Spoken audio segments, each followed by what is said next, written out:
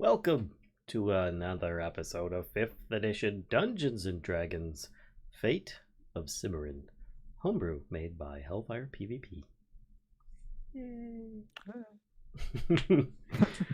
I was thinking after discussing with Hellfire that perhaps we would go around and do introductions, but also brief character descriptions, because we might have skipped that in episode 1, and people might want to know a little bit about our characters.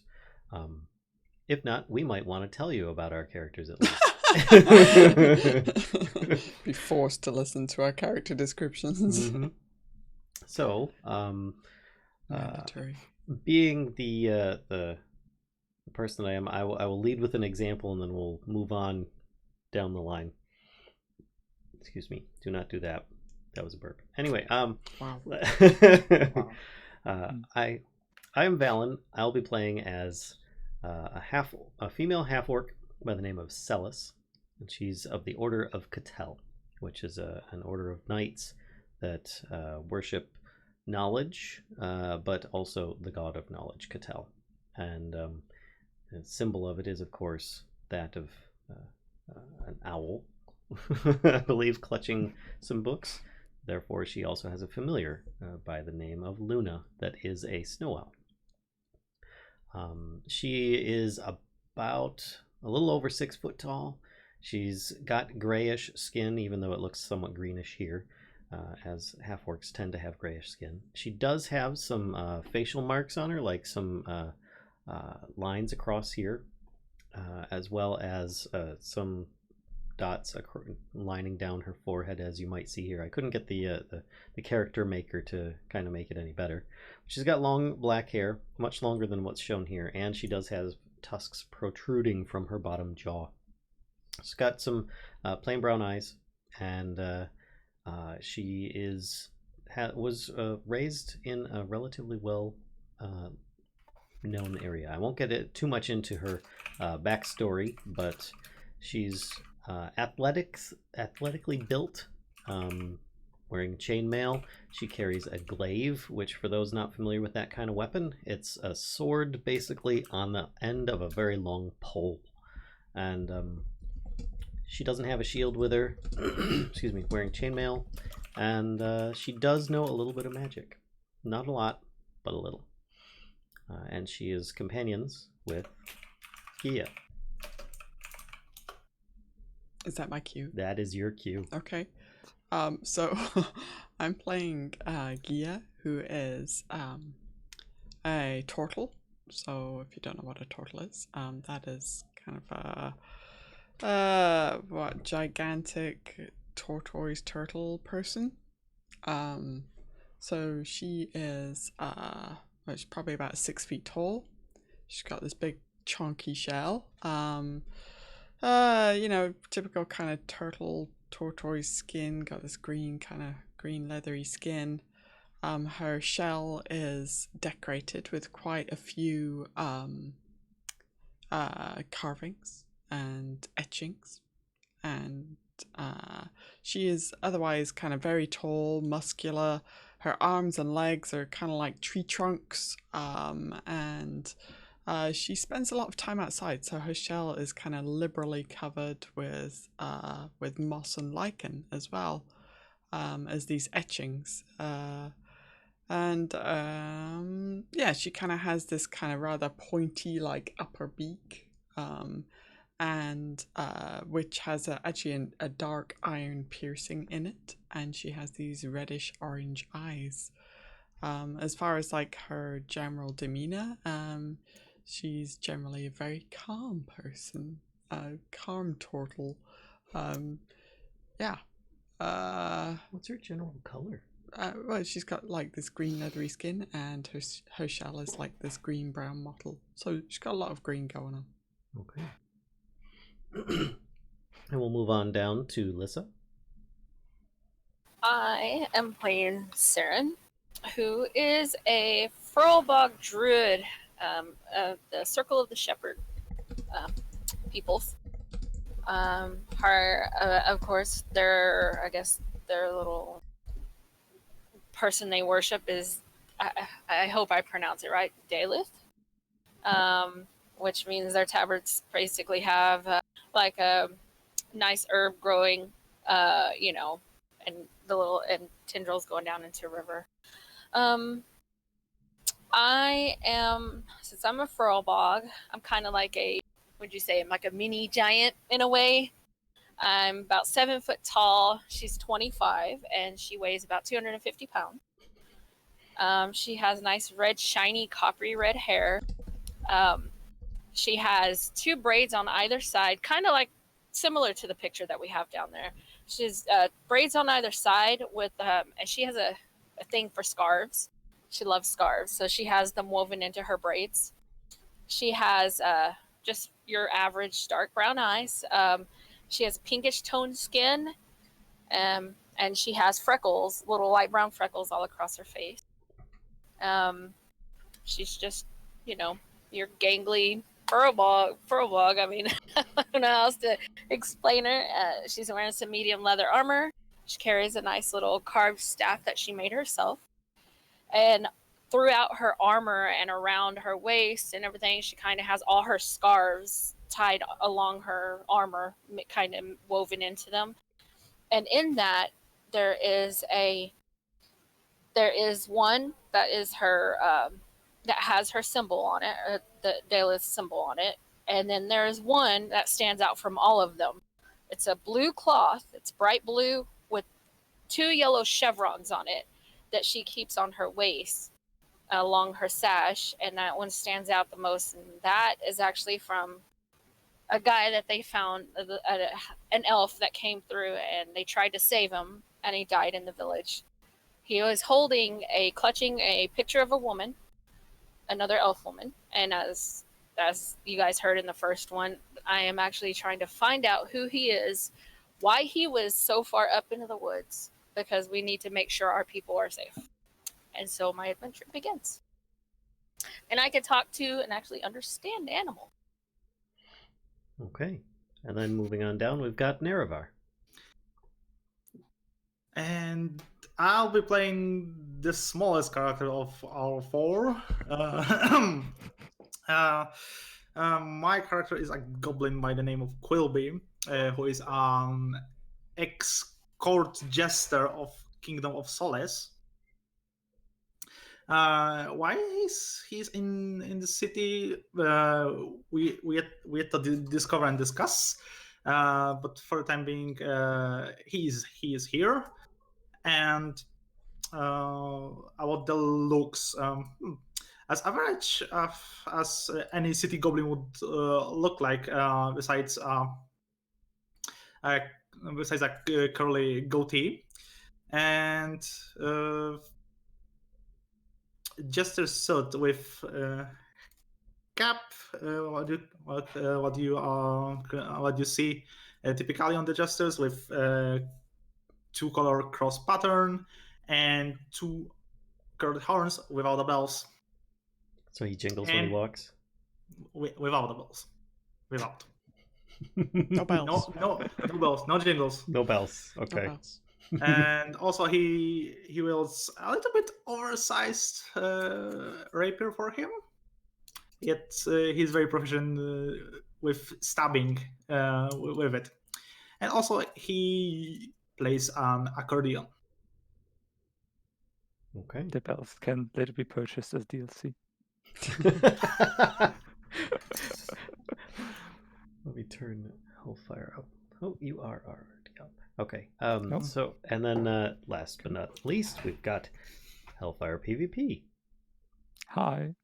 I'm playing everything those guys aren't playing and you're seeing somewhere.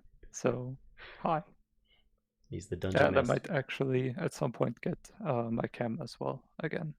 Mm-hmm. So yeah. Also, his avatar image is temporarily donated by Steven Sketches. You can check him out on ArtStation. Thanks again, Steven, for the loan. So, take it away. Oh, wait. We need to do a recap, don't we? Forgot about that. Kashcah, are you doing it or am I? No, you're doing it. Okay. Okay, so last episode 1, The Fate of Simarin. Celes and Giya, which is characters played by myself and Kashcah, traveled to Minaris under contract hire of the Hand to investigate the docks and find a missing member of the Guide Society. Upon arrival, they meet Feely, who is running the local hand guild, and they get information about their objective. While there, Aaron, Feely's assistant, gives them the rundown of events and things that were done, and some things that weren't. While there, Sarren, which is played by Lyssa, shows up in search of a person that wandered into her village and died of battle wounds. Turns out that Sarren's wanderer was an associate of the missing person that Celes and Giya were being sent to look for. They all decided to team up and search for answers.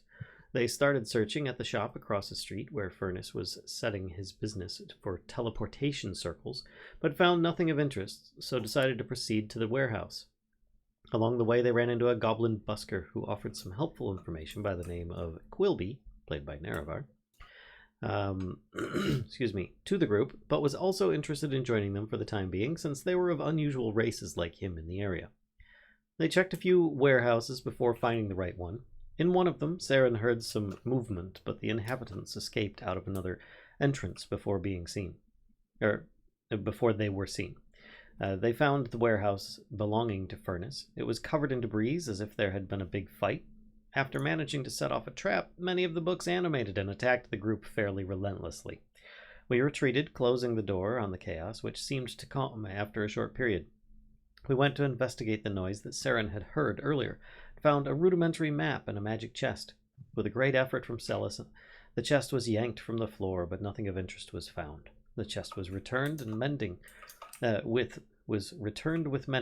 Giya left a note referring the owner to meet them at the end for payment for the damages. Celes left Luna at the warehouse to keep watch, while the group headed for the house to investigate further. All right. That's pretty much it. So, you've stationed Luna at the warehouses, keeping watch over the general vicinity. So yeah, it's a bit past noon, and so yeah, what do you guys want to do next? Head north. North. I think we were going to head to the house of Firnis and search for clues there. I'm just going to switch you guys back to the overall city map.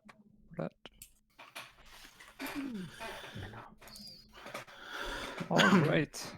So we're currently somewhere down in the docks, and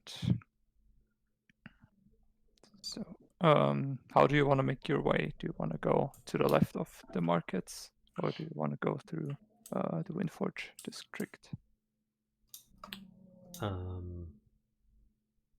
I mean, I suppose I would just go straight through the Windforge district, not having any experience issue with, the town. There we go, no snapping. So like along here, just kind of like winding up. But this is only if I'm familiar enough with the town to do something like this. Otherwise, I'd stick to the main roads myself. Well, generally you can you can see the overarching cliffs a bit in the distance, especially as you're getting closer to the river. You can kind of like get an idea where you want to go to. Okay. And so you have a kind of sense of orientation here. Okay. So yeah, as you start making your way, you come across a little place within the city. Hold on, let me just it looks like a small hill, a very steep small hill, it seems, surrounded like it's a little in the center of this place. It's this like little hill-ish type of thing. It looks like a small garden around it, and from the tip of this hill, it goes up like maybe like 2 to 3 stories high. From the tip of this mountain is a small little waterfall, just constantly flowing down into a pond in the center of this little garden. And so as you get closer and kind of like pass by, you just glance over for a second, and you don't like the pond is very still, besides the water falling from a very high distance, from very high up. And yeah, you can like kind of as you walk by, you see one a person walking up to it and kind of flinging a gold coin into it. So it's kind of a wishing pond, one might presume. But it look. You said there's water falling from a good distance, but it doesn't seem to be really disturbing the water. Right. It just seems to like fall down and just seemingly untouched, just go straight into the pool of water. There's a very few ripples here and there, but nothing as you would really expect it to be. Let's take a closer look. Sure. So you take like a closer look, just get closer to the garden and just dig in this whole little place here. And so the person you saw tossing in a coin just stands there for a second, just watching it kind of like go in and fall down. And he kind of just like looks up to it and then walks and continues on his path. So yeah. Okay. It's So like just it's a pretty simple garden. It's not a lot of flowers or things. It's just a bit of grass. There's like 1 or 2 bushes around. And yeah. Overall seems like a very calming place. So can I see like where the water is going? Like it's falling down into this pond. Mm-hmm. And is there like, can I see like an exit from the pond? You can't really. I mean, there is no small river or like no like water flowing away from the garden. And you kind of like make a bit of a half circle around and just try to get an idea. You don't really see it flowing anywhere.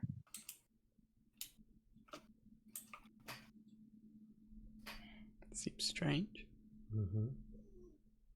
Celes would walk up to the edge as well and just kind of observe the waterfall, see if she could figure out if it's an illusion or not.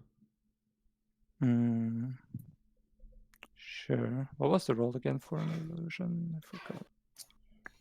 I'm not sure. It's either perception, intelligence. Yeah, it's I one of those. think it was intelligence.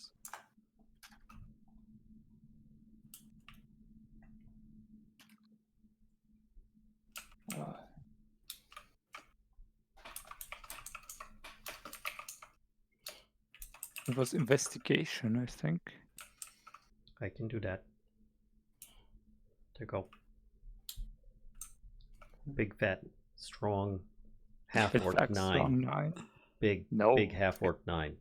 It doesn't look like an illusion. It definitely seems off. Like you expect like some splashing going on, or like the waterfall itself seems pretty irregular. So you kind of get the idea there would be some splashing and there would be like things getting wet around it.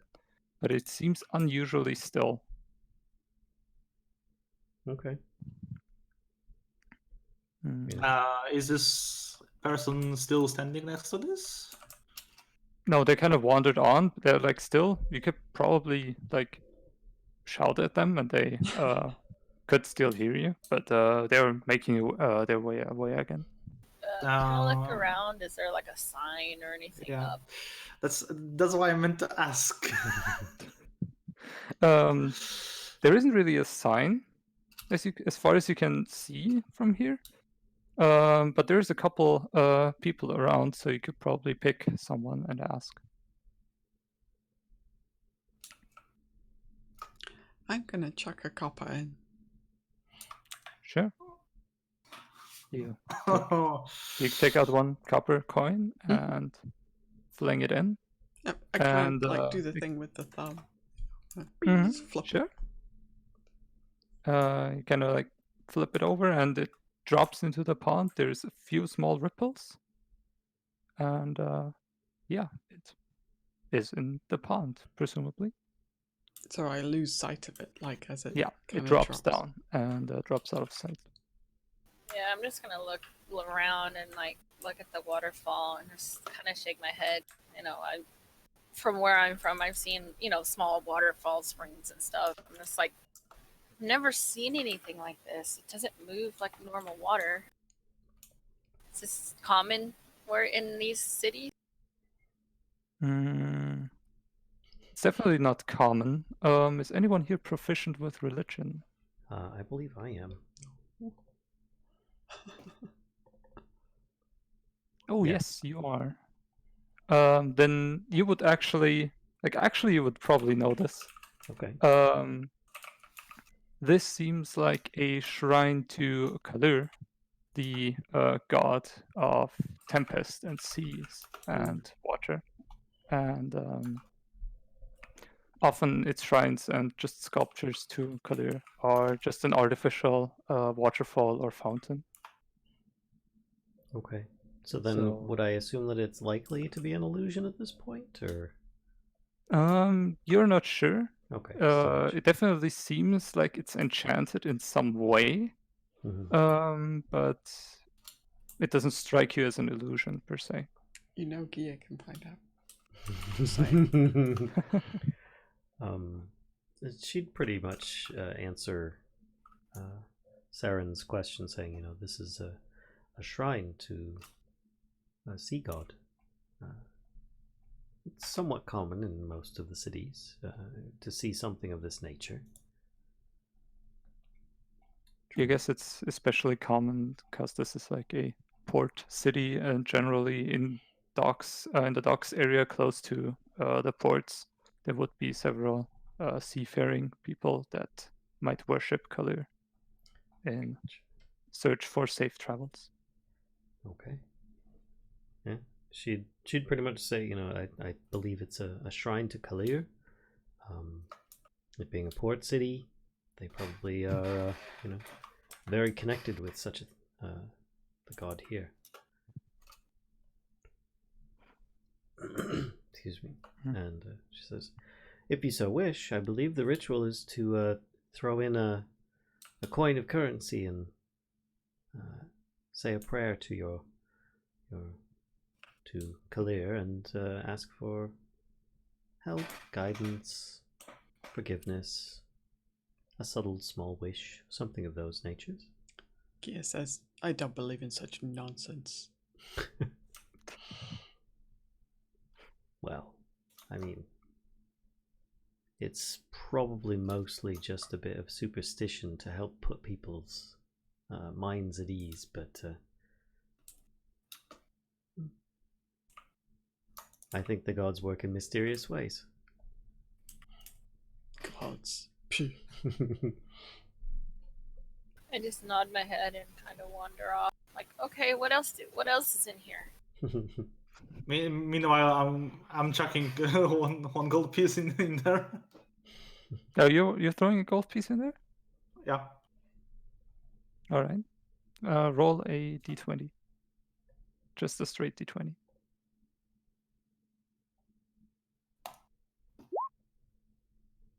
All right.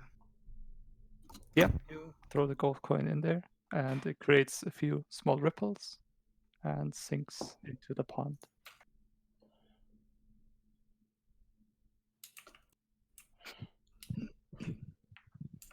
Okay, so What?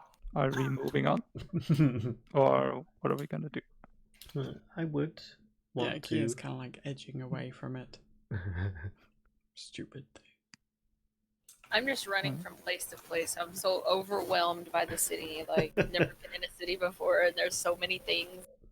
People wasting their money. And especially as you're going through the docks district and going by the general markets and the wind forge where most of the metalwork and hard work is done in the city, there is a lot of commute.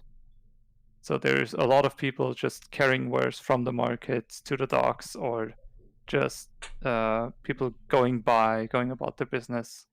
And occasionally you can see like small groups of people trying to bit of entertain themselves. Occasionally you see a group of people where somewhat of an auction is going on, apparently, where someone is just holding up some piece of weapon or a piece of jewelry, and they're trying to auction it off. There's people going by.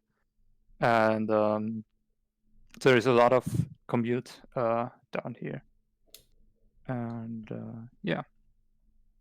As well, I guess I presume you're making your way through the Windforge district then. Yes. I'm just running and pointing. I'm like, look at this! Wow, what is that over there? Look at this over here. Celes is just doing a lot of yes. That's called a gutter. Don't touch it. Quilby is a bit overwhelmed because he usually used to be the most, energetic person.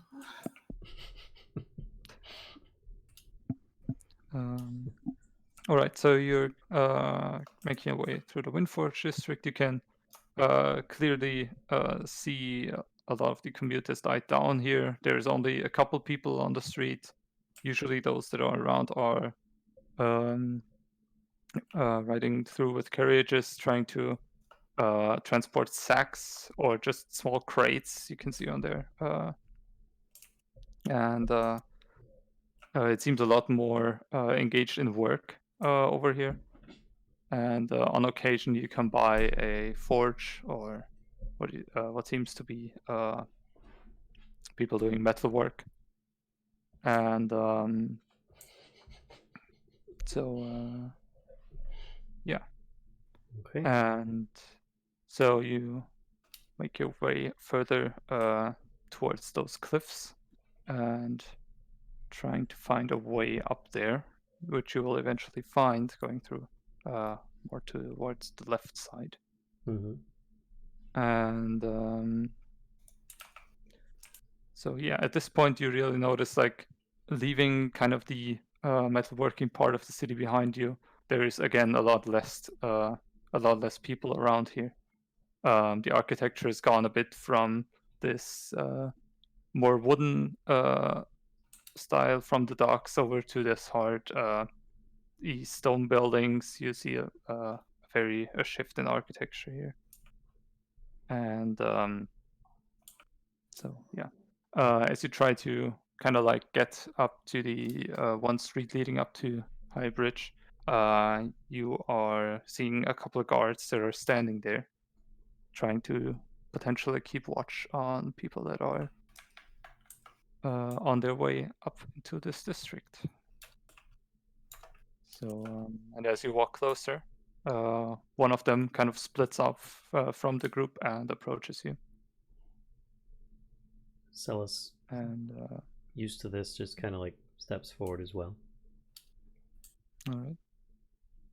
And the guard approaches. It's a seemingly human guard in plate mail armor. Mm-hmm. And says, "What is your business here?" Says, I'm Celes. We're under contract by the hand, and we are to search the premises of Firnis in his disappearance recently. And he nods. He gives you a glance over and looks at the rest of your party and asks, "And those are your companions?" Yes. And he gives a second look over. It's like, this is an interesting group of people. And asks, she's standing so, like stoic, trying to just keeping a completely straight face. And so he looks for a second, kind of like stares off and just thinks, and asks, "Oh, right, you are with Erin's on Erin's command." Actually, Feely, but yes. Ah, right. And he thinks again for a second, and it's like, "Oh, all right, move on," and just kind of like steps aside and goes back to the guards and kind of like does some hand motions, and yeah. She just proceeds to move on as soon as he starts backing away. And she says, do you know the exact location of the house that we're looking for? Oh, you were asking the guard? Yes. He says, "Well, I've seen Firnis go through here a bit, though I haven't followed him to his house, so to speak. So I'm afraid I do not. Okay, thank you. I'm sure we'll find our way. All right. So Proceeds on and then realizes we've got a very large area to search for a house. We have no idea where it's at. It's a purple one with pink shutters. Surely it'll say Firnis on the mailbox, yeah. right? You are going up the side road, and it's on occasion it's pretty steep. Mm-hmm. So you are clear. You're really noticing you're making some headway up here, and the stones also got a lot nicer. It's well made, very fine crafted cobblestones up here, and as you get up further, you can see the first houses. They actually look pretty large. They're like very well made. They have like a bit of greenery in front of them, very well cut trees around them and bushes. So yeah, and to the occasional window you spy, you see like very fine curtains, and like you kind of notice the striking difference between where you've just been a couple hours, 1 or 2 hours ago, and yeah, the kind of like elevated area you're entering now. Mm-hmm. And you do not really know where you're supposed to go. Do any of the residences have any kind of identifiers on them? Numbers, names, crests, perhaps? You're making your way through the first couple houses and just like getting a feel of the area. Mm-hmm. You don't really see any identifiers for the houses, though occasionally you can make out like some some kind of symbol or sign in front of the house. So that might be a part, though you're not really sure what some of those mean or what kind of guild they're for.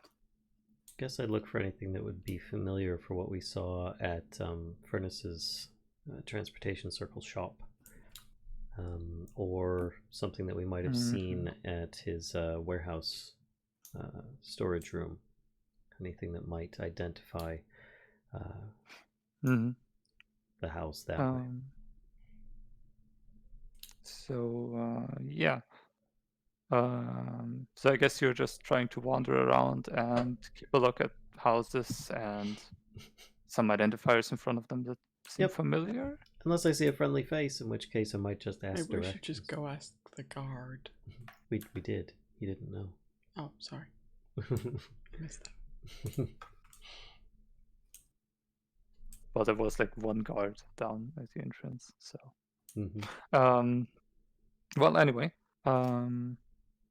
you and whoever wants to assist you in trying to find this house or some sort of identifier may make a perception check as you're kind of like wandering through the houses and streets. All right. Who's? I guess Celes would say, I sadly don't know the exact location of the house we're looking for, so if anybody sees anything familiar to the previous warehouse and shop that we were exploring, it would be appreciated if you could call it out along the path. With that, there's my strong 10 for perception. I'm not very good, but I'll help. Super strong. It's double digits strong. Oh, yeah. Oh. Nice. You're keeping a lookout as well, Sarren?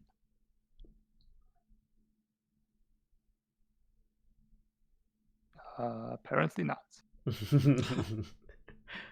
Okay. I don't know if she heard you. Oh, am I that silent. You are kind of quiet. Fine Oh. with me. But- All right. Okay. What was... Sorry. Mystery Yeah. solved. Sorry, my Discord cut out. I don't know what's going on. I saw y'all light up, but I didn't hear it. Oh. Okay, sorry. Now, what were you saying? I want to ask if you also wanted to make a perception check on trying to find some sort of symbol or some sort of identifier on. Yeah. Okay. So you kind of wander the streets for like probably half an hour to an hour, until both Quilby and Sarren point out, as you're kind of like crossing a corner into a street, you both see kind of like somewhat to the side of the house a small wooden post with a symbol on it that is that of the Guide Society. It's like a small circle with runes around it. Okay.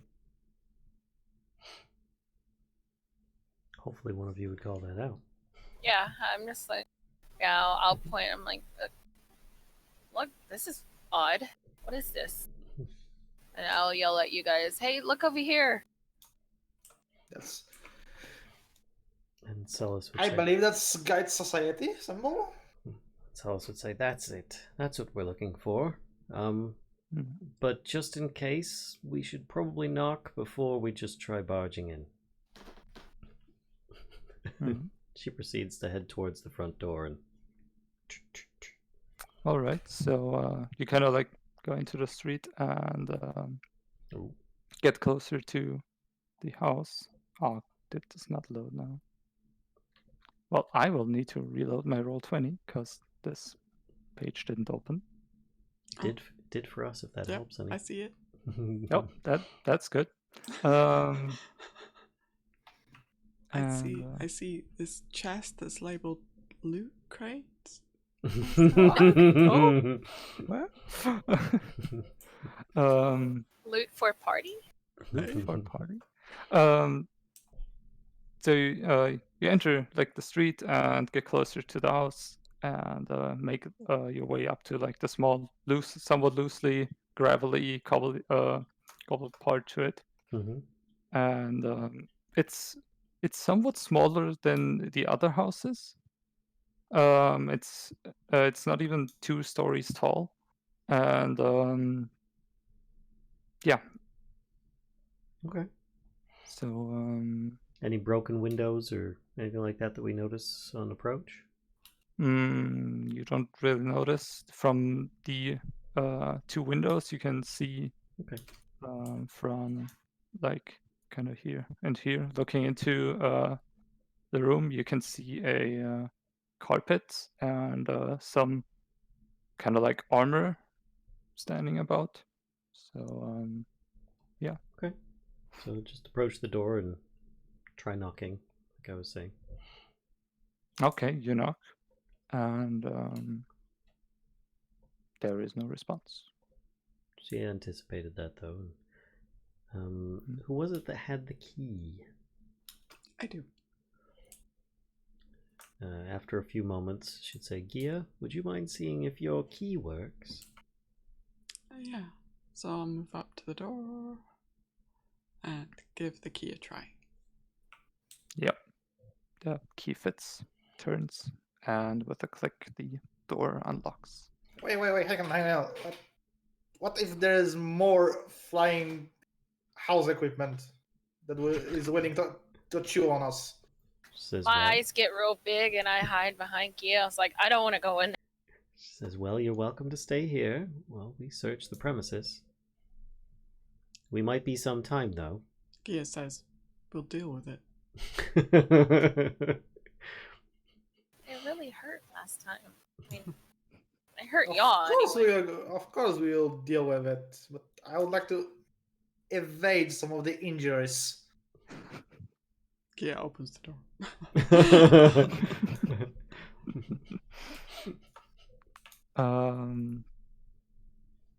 So you open the door, and yeah, you are looking into a from what you've guessed before. You are looking into a small foyer with like two armor sets being kind of like propped up on these makeshift like stands, or yeah, and a large kind of like a painting, but it resembles more like a carpet that is just pinned up against the wall, and kind of like depicts a hill, like a hill scenery, and with a little bit of forest in front. I take it that painting is along this wall? Yeah, it's on the back side there. So Celes has her glaive out after being reminded of the previous problems. And she proceeds to step in, but avoids stepping on the carpet. Giya is going to follow, and actually she's just going to head straight over to the tapestry and have a look at that. Yeah, it's a as you've thought before, it is a kind of carpet that is very finely made, and yeah, it is a depiction of seemingly a forest in front of a very like tall mountain. So yeah. Does it look familiar? Like it could be local? You aren't sure. Giya, I would give you a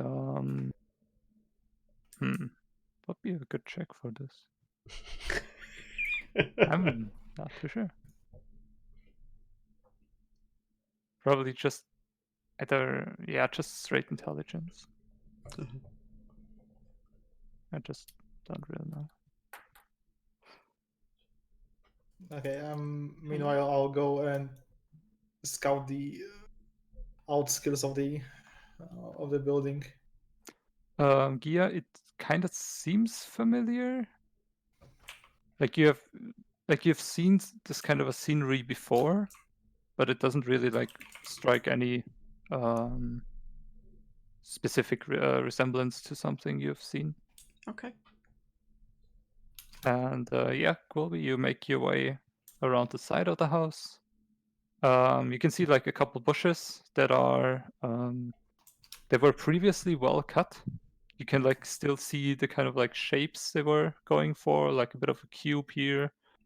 But it's since kind of like grown out of shape, and will probably need some tending to. The window you're standing in front of, you can see, as you look into it, you can see on the far side, you can see on the left a kind of shelf. On the right side. I probably have to climb onto the ledge of the window, to be honest. No, it's pretty far to the floor. It's like a pretty tall window. So so you can kind of like, I mean, you have to hunch yourself a bit up, but you can definitely look into it. And you can see a shelf on the far left side. You can see a kind of like a stove thing going on the right, and you can see another smaller table in front of the shelf to the left. And I can probably point a bit. If I go and run up to the next window. Okay. You walk up to the next window and can look into it again. This room seems like a lot larger, and seems to kind of like on the far edge of it, kind of like go into a like a diagonal shape. You can see a very large table in the room, a couple of chairs around it. On the left side of it, you can see like a small table of sorts and a crate. There is like a couple books stacked on top of it, as well as a somewhat decently sized chest behind it. And yeah.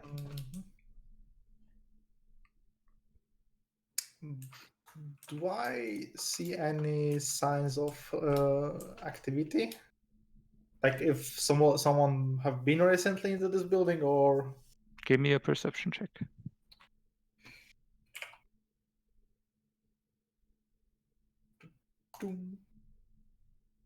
No. There windows is are no movement. Windows are too dirty.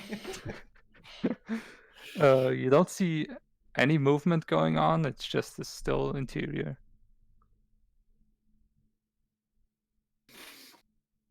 So yeah. Okay. Then I'm making my way up to the main entrance.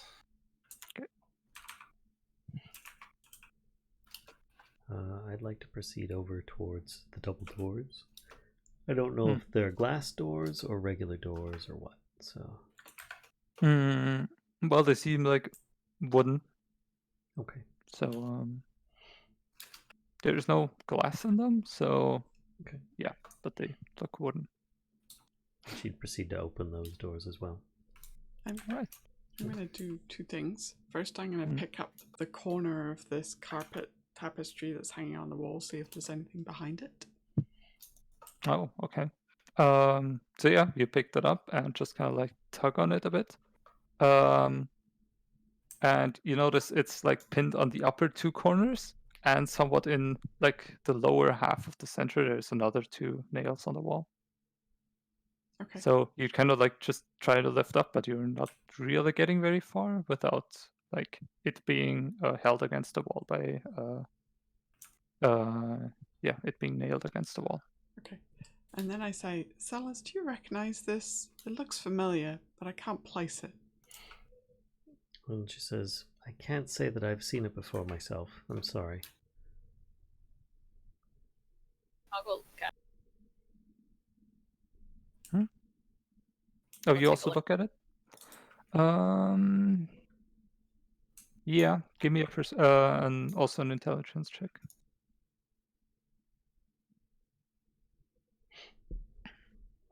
Nope. I'm like, it's a hill. Yeah, it doesn't strike any memory or something. You're like, that's what we in the wild call hills. Your townspeople might not notice.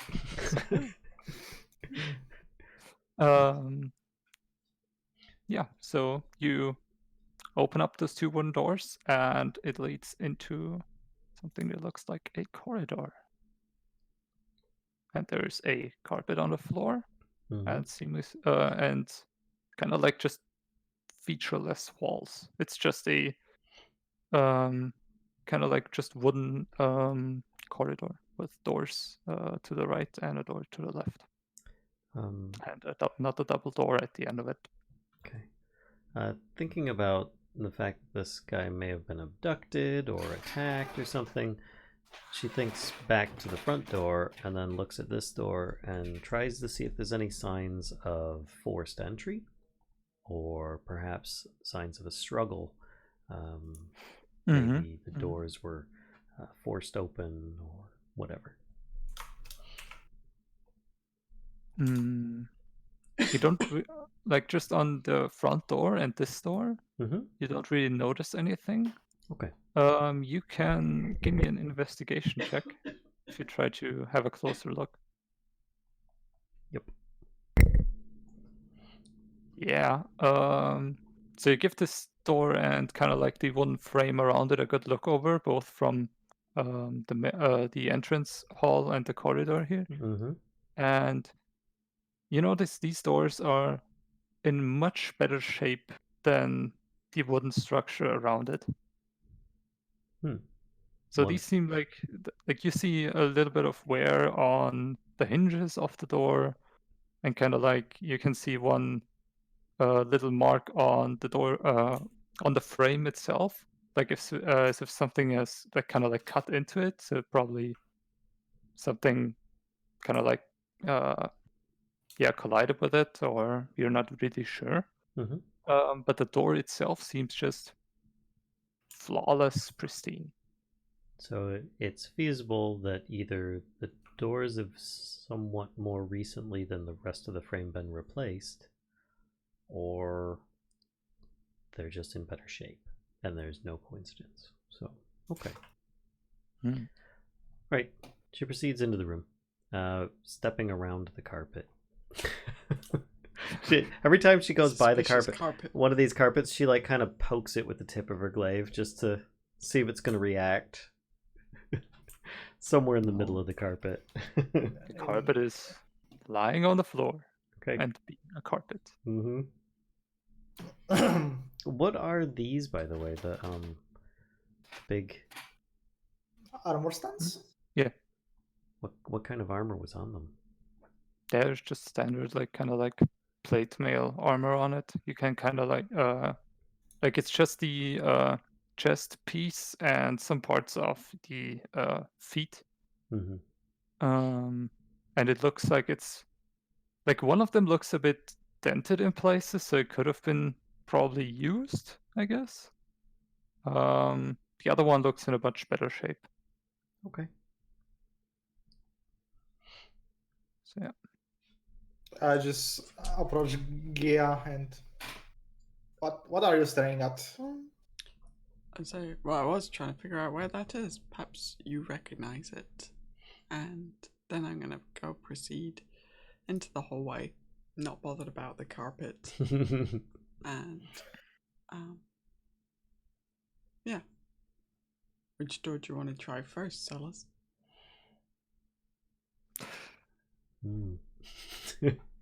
Same door we try every time. Why don't we stick to the left? There's only good doors. So, sticking to the left, this is the first door on the left, so I will open this one.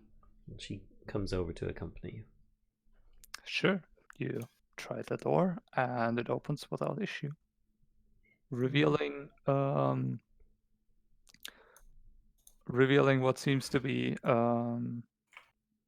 windows to the back side of it, just leading out, looking at the back side of another building. You see to the right of you what seems to be a shelf, and in front of it there seem to be like just looking into the room and looking a bit to the side, there seem to be like 1 or 2 books lying in front of it, as well as some kind of like chalice being a bit further into the room, just in front of the windows. Okay. This being the chalice? Yeah. Is it actually that big? Yeah, it is a pretty large, like it goes up a bit. It's a bit on, like it doesn't rest on the floor. It's kind of like a little bit of support to it, so it's a bit elevated. And it's a big bowl. And it seems to be supported on 3 sides by some kind of like metal, by kind of like some metal arms, seems to be. Okay. And as you go in a bit further into the room, you can see on the right in front of this shelf, there is a couple more books lying on the ground than you previously thought. As well, on the far side, you can see a desk with a small notebook lying on it that is kind of like bound by a small leather band, as well as like an open book and a couple other books, as well as a chair in front of it. Okay, I'm gonna go up to the desk. Celes will be busy investigating the door again to see if it's similar to the other ones.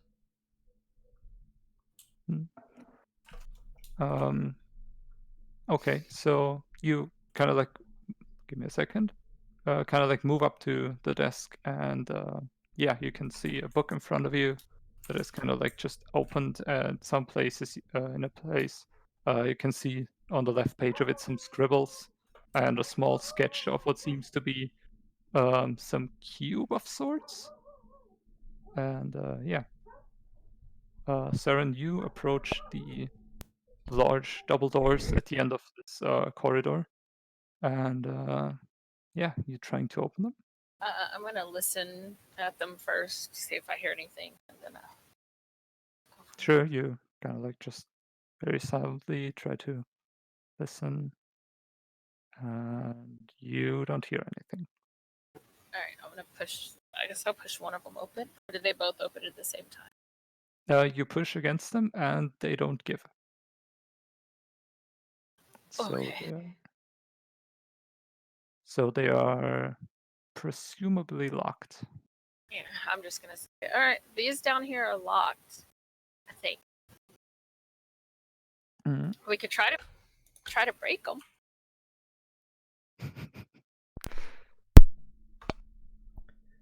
Let's try not to do that. I believe Giya has a key that might also fit that. We should try them first. Besides, it might also connect around through a different path. All right. So what are we gonna do next? Did I find any difference with the doorway? No, like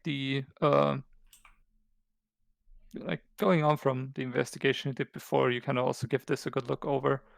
And this seems a bit different, where the door frame itself has seen a bit of wear, and the door itself as well. Okay.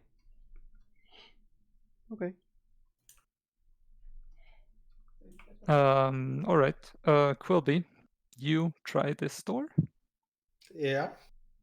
All right. You try to like push a bit against it, and it opens up into a small room.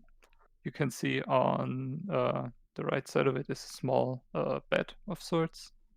Out of the corner of your eye, you can see a weapons rack on the other side with a rapier and kind of like thin, long sword, like just hanging in it, and as well as a small table. And out of the corner of your eye, you can kind of still see a little bit of a chair, like parts of a chair, just glancing in it from the entrance. I'm going to step in very cautious. Being very cautious.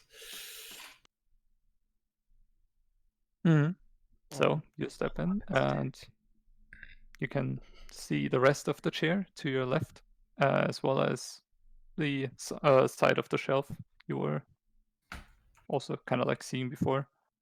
And just like glancing around the corner of the shelf, you kind of like get that a look over, and it seems to be partially filled with books. Books.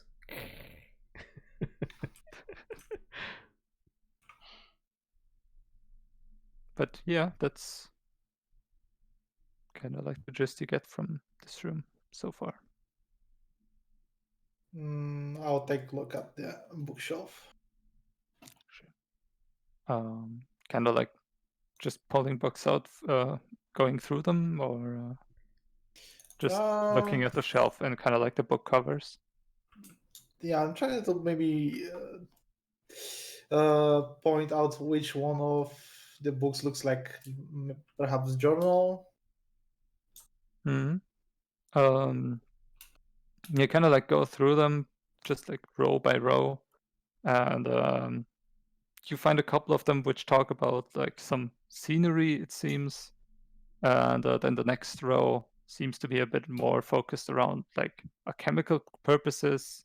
You find a couple books talking about several kind of ingredients and kind of like their refining processes, like from what you can gather from just looking at the covers of them, and as well as a couple of them which have nothing written on their side cover. And yeah, it's only partially filled. I'm taking focus on the untilted books. Oh, do you mean the ones without? Yeah, I'm just going to pull a couple of those and lay them on the table. Sure. You kind of like pull them out, and they also don't have anything written on their front cover. And as you just pull them out and just lay them on the table, kind of like just opening them at random, you don't find really a page with content, so they're blank pages. You pull out the second one, same thing. You lay it out on the table, just blank two pages. And yeah, how many of them do you want to lay out? There's probably 4 or 5 in there. All of them. Sure. Take them one by one and just spread them out across the table. Yeah, just to check if there's any writings on them. Doesn't seem like it, no. All right. So, Giya, what are you gonna do? Looking at some kind of seemingly instructions or scribbles or notes in this book in front of you, and several books around it. And there was a diagram of a cube on the other page.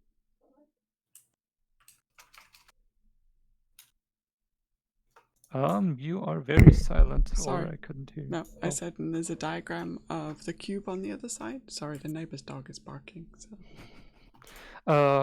The one right in front of you, there seems to be some sketch mark of a cube on the left side of it, as well as like some notes about it. Okay. Yeah, this probably doesn't make any sense to me, I would think.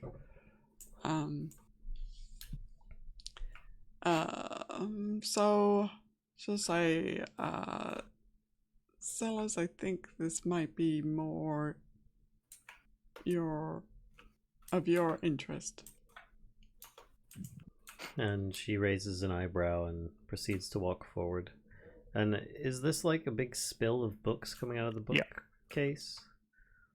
There's just like 5 or 6 books, just kind of like, it seems like they've fallen out of the shelf. And as you look at the shelf, there is like just a section of it that's kind of empty. It's kind of tightly lined with books. And there's just this one section that seems to have no book in it. So you kind of think that these might be the books that have fallen out. Okay. I'll point to the books, the pile of books on the floor, and I say, it looks like someone was looking for something. And she says, I think I agree with you. I'm pretty sure they found something. I don't know if they found exactly what they were looking for. And she takes a glance at the book with the writings on the table that Giya was talking about. Mm-hmm. You're trying to kind of get the gist of what's written there, or? Yes. All right, give me an Arcana check. Oh crap! There you go. I haven't been studying enough magic lately. So you kind of like look at this page and kind of like fumble a few pages before it and kind of like find more scribblings and weird shapes, and you kind of get the idea that this was probably somewhat of like someone trying to make a spell or trying to just like decipher something about a spell. But you don't get anything beyond that. Okay. She said, well, this is something to do with a spell, but I really don't understand the rest of this. She just kind of like picks up and flips over each of the different books that are on the table next to it just to see if there's anything interesting about them. See if any papers fall out of them. That's about it. No, you just kind of like open them up. It's kind of vaguely the same thing. Mm-hmm. So you don't really like. There's no papers dropping out or some keynotes that really catch your eye. She says, do you have any idea what that large bowl is for? She points over to it in front of Giya. I will examine that. All right, you kind of like get close to it, kind of like kneel down a bit, trying to see if there's something below the bowl directly, somewhere where the stand meets the bowl. You don't really notice anything too odd. I mean, it looks very fragile, so if it probably fall over, it might kind of break a bit. So it doesn't really seem structurally very rigid. But yeah, it's it's not really made out of metal or wood. You kind of get the gist. It's probably something different, probably bronze or so. But yeah, that's kind of the most you can kind of find out about it. So on the inside of it, does it look like it's held like liquids, or like there's any kind of residue, or? Give me an investigation check.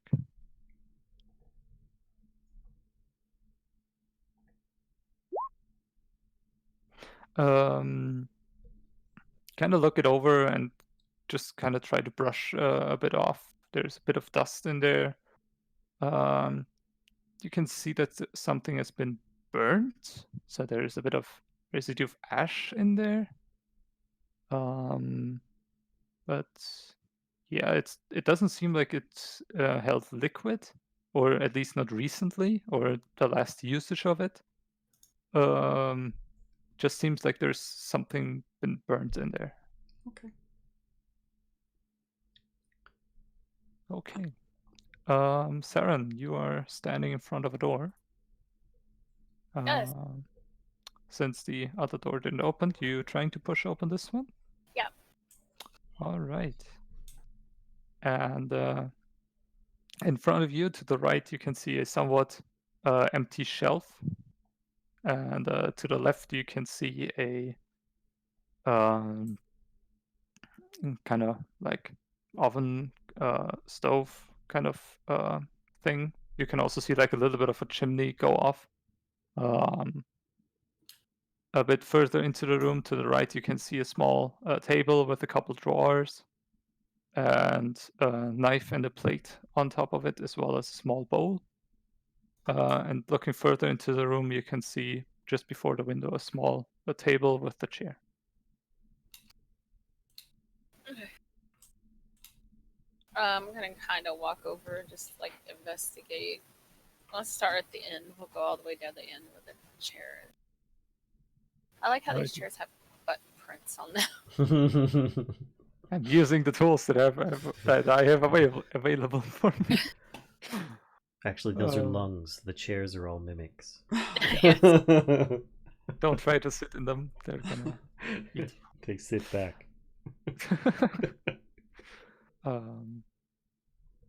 You're trying to investigate the room, or what are you focusing on?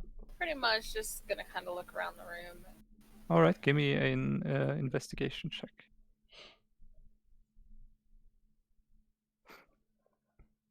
Oh.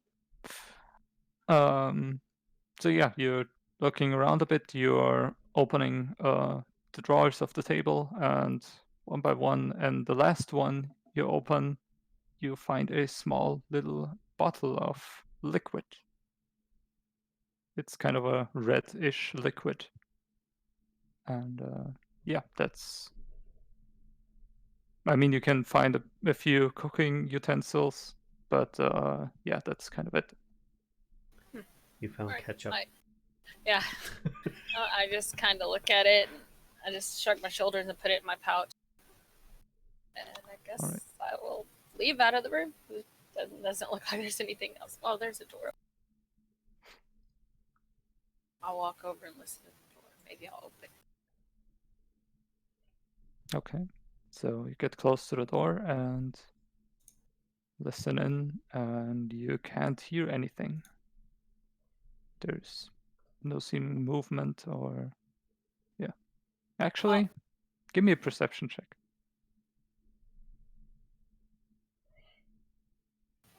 Yeah, there is no movement. I kind of push the door open slowly. Okay. If it opens. Yeah, the door gives a bit, so you get the idea that if you push it up further, you might just open the entire door. Yeah, I'm leaving the bedroom disappointed. I have found nothing. You found books. That's a big Empty difference. books. Okay, I guess I'll push the door a little bit further open. I'll just open it all the way. Do you kind of like just open it up? Yeah, just kind of slowly open it up. All right. You open it up, and it opens into a very large room. You can see a large table standing on a red carpet with a couple chairs standing around, as well as a couple like wood debris and splinters to the right. To the left, you can see a table, a couple books, just thrown onto it. It seems in a bit of a disarray, as well as a small crate at the end of the table and a rather large chest. It seems. And in the far corner of the room, beside like a very, very large kind of window that just stretches almost across the entire diagonal side of this room, you can see a lot of wooden debris. So it seems like something's been probably broken or smashed over there. Interesting. So let's step on it. And by now you kind of get the idea that you couldn't open the other door because there was probably just debris stuck in front of it that kind of prevented the door from opening. Yeah, I'll just kind of look around at the books and make my way to the chest over there. Mm-hmm. So, Giya and Celes, what are you gonna do over there? So I'm gonna. Does it look like the ash that I found in the chalice here? Is that like a recent thing, or did it have like a layer of dust in there, or? There's been like a little bit of dust on it, so it's not been too recent, it seems. Okay. Then I don't remark on it really at all. But I might just say to Celes, I think he was burning something in here. And then I go over to this door and try this door. All right. You go over to this door, and it slides open and reveals a room full of crates and barrels and crates and more crates and a couple more barrels. Maybe some food. Mm. I go in. All right. You go into this room, and a mixture of several like strong smells hits you, and you can definitely smell like a mixture of several different foods in here, probably, as well as something strong alcoholic. Yeah. Okay. It's not me. I'm gonna kind of follow my nose to find the food. You make it a smell check. You're gonna investigate the room, or Yeah, I'm gonna try and see if I can figure out like barrels or crates that the smell is coming from and focus on those. so probably the first barrel you're gonna find is a barrel filled to the brim with wine. Okay. And you kind of just like open it and just acknowledge its existence and kind of like just slide the lid on again. Maybe later. Food first. You're also gonna find a barrel full of grain, another barrel full of kind of like a little bit of yellowish rice, it seems. Okay. Another barrel you open, and it immediately hits you this kind of like smell of decay as you open it, and just see like a lot of decayed fruit, it seems, or something that apparently didn't age very well in here. So you quickly kind of close it again. And you kind of That's a find shame. you kind of go over to, whoops, can I not draw here? Here we go. To this kind of like larger crate, and you open it up, and it just seems to be a lot of rocks, like just rocks with a little bit of a glimmering color thing in it. You probably think it's gonna be like raw ore of some kind. So it's a lot of very different things in here apparently, and so yeah. How about that chest? You go to the chest and open it up. It seems like a lot of papers are in there. Can't eat And that at you all. kind of like just like try to find something and just dig your way through it a bit, and you find two papers that are kind of rolled up and being like kind of like rolled up by a small ribbon, and you kind of like take those two out, I guess. Mm-hmm. These seem interesting. They're the only ones with ribbon on. Yeah. Okay. As far as you can see. Okay. I'll slide the ribbon off and read them. They're Or pretty. look at them. So you take the first one, slide it on, take the ribbon off, and you very quickly notice that these seem to be arcane words. So you get the idea that if you continue reading, you might this might be some sort of incantation, and if you Okay. fully read this, you might set off a spell of some kind. Explosive Okay. runes. What is the explosive runes? One of these days. More stuff for sellers.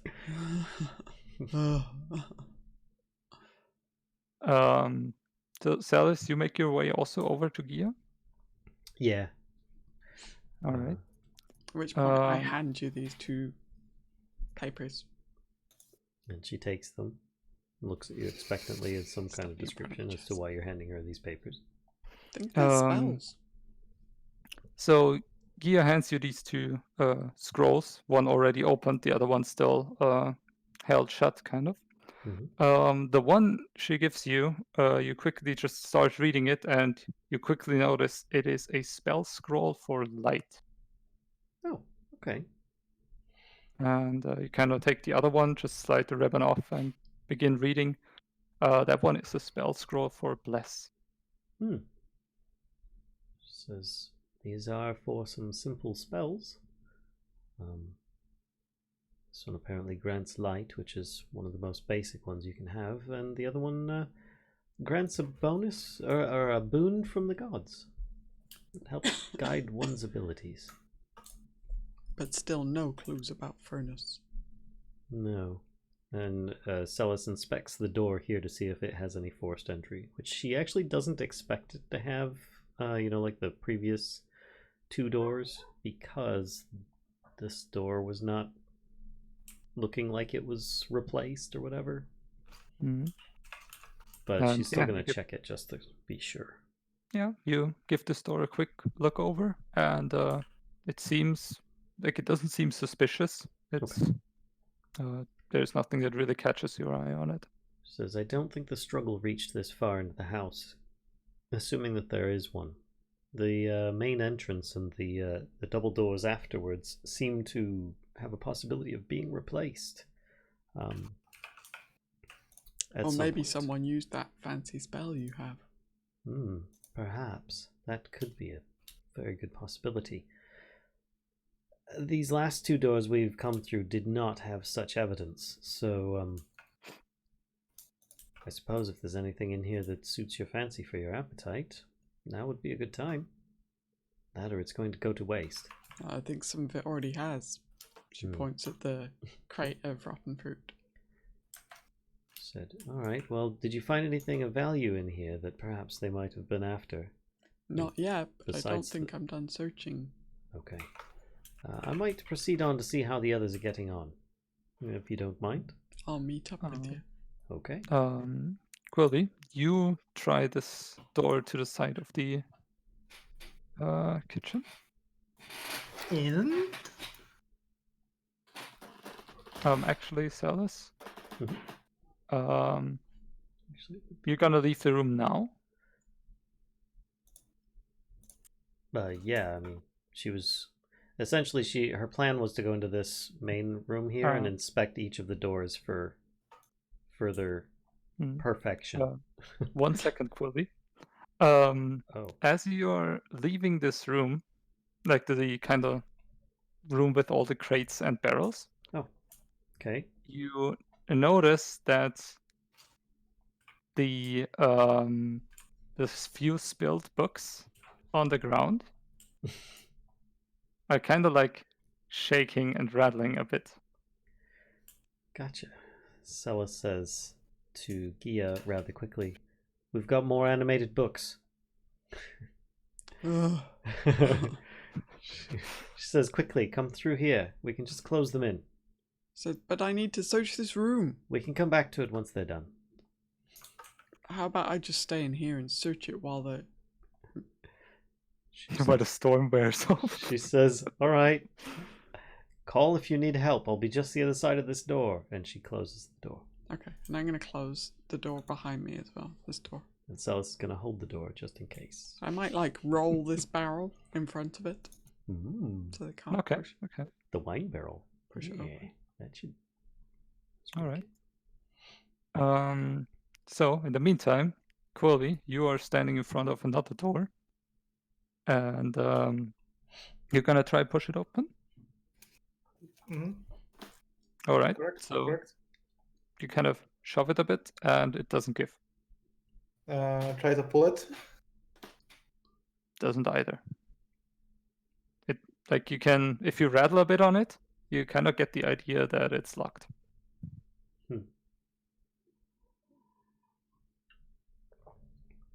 One with the key has just locked herself in the storeroom. Yeah, that's the key to the front door. I don't think it's going to work on, like, every door in the house, you know? Yeah, you never know. Okay, I'm gonna see what's going on with our furry friend. So, yeah, Sarren and Quilby, you are now in the kind of like large, in a pretty large room, it seems. Did you find something? There's a bunch of books in here. There's a chest here. You wanna? I'm gonna see if I can open the chest. You mean open, not open or smash it? Yes.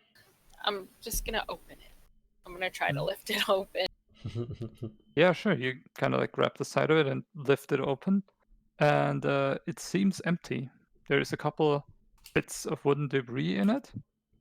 So you kind of like lift it up a bit and move it a bit forward, and you can see that the back side of it seems a bit smashed. So doesn't look like there is a lot of stuff going on. Yeah, look at Quilby. I'm like, well, I didn't smash this. It was already like this when we got here. So I'm gonna walk over and clear the debris in front of the double doors and open them. So you kind of like get over and move the bit. I do believe that. A little bit of debris off the side and try to open the two doors inwards, and yeah, they now slide open. Can I like then kind of look at the debris over here, see if I can figure out what it was? Give me an investigation check.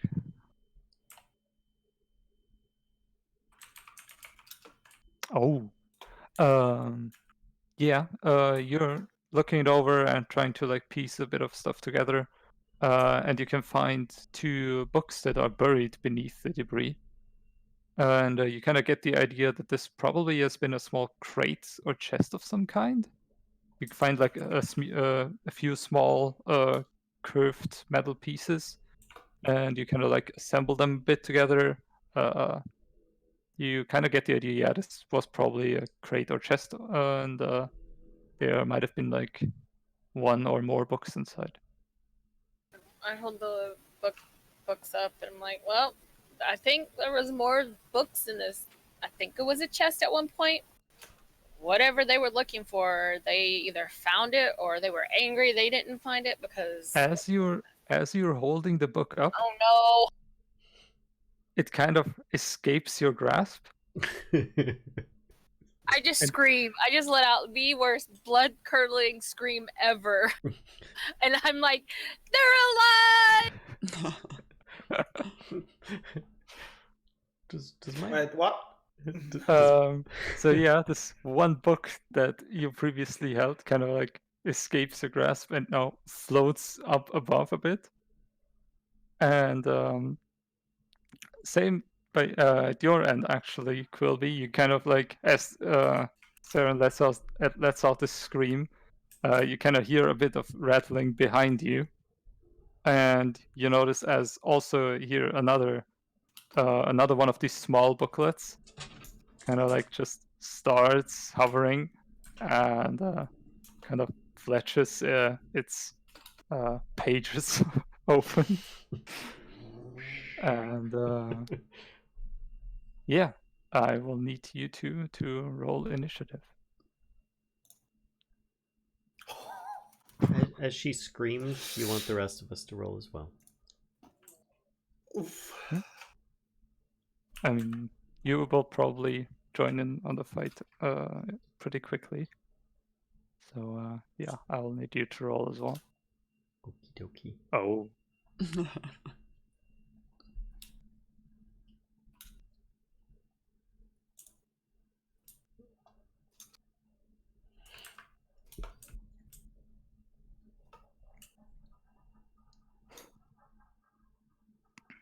Dem books. the box. Quilby, what is your dexterity? My dex is 19. All right, then the books will go fast. Celes, you heard a terrifying scream from Sarren, and supposedly that some books are alive. With this, she kind of expected it at this point, kind of somewhat strangely. Does this door that she's leaning up against right now, does it open in or into the hallway? It opens inward. Okay, it opens Into the other room, not into the hallway. Okay. Maybe so... don't lean against it. What's that? So then maybe don't lean against it. Yeah, I mean, I wasn't sure if it was that. She makes sure that the door is latched, and then she proceeds to run down here through into the next room. Mm-hmm. And bursting through the doors and looking for trouble, finding it right there, Hovering up in the air. of which she would immediately try and swipe at it, seeing that it's another affront to all that is knowledge. Animating books. Ugh. All right. And Do you reach it from here? she has a reach weapon, Right. I forgot. Yep. so she would use her glaive and swipe. I think that hits. Okay, are you sure? I'm not sure, but I looked it up right now. So yeah, Okay. I'm convinced it hits. Okay, there you go. Yep. And you kind of cleave into the side of it and tear out a couple pages. And she says, "I've got it distracted. Try and get away from it." She has no idea of Sarren's ability or disability to fight things. So she's trying to protect. And she's done. All right. So, Sarren, it's your turn. My The bonus one- action. Oh, sorry. Go ahead. The one book that you just held kind of escaped your grasp. My bonus action, I kind of reach into my pouch and I bring out 3 stones, and I will use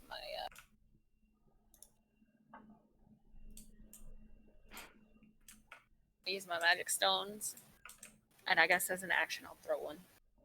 Hmm. So you throw one pebble at this. It's pebbles.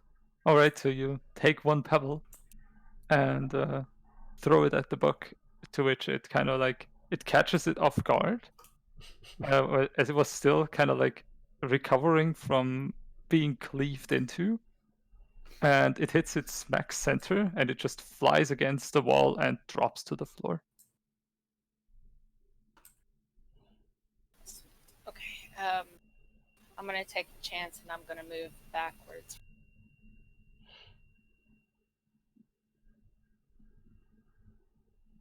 And that should be my whole Mhm. turn. Celes is taken aback and surprised by her ability to throw a magic stone and destroy the book. It's quite effective. All right, Quilby, you hear a noise behind you, and as you look over, there is a book hovering in front of you.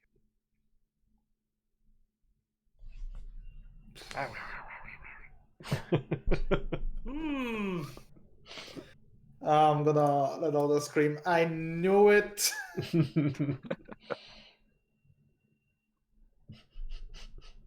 Mm. Hang on. This seems... not this. To say that's the description.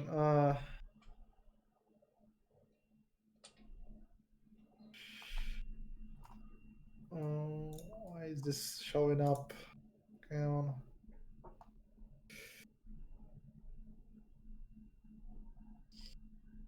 Don't cast Fireball. Fireball's bad. I don't have it yet. Okay. Yet. Let's begin the stabbening. The stabbing. Oh.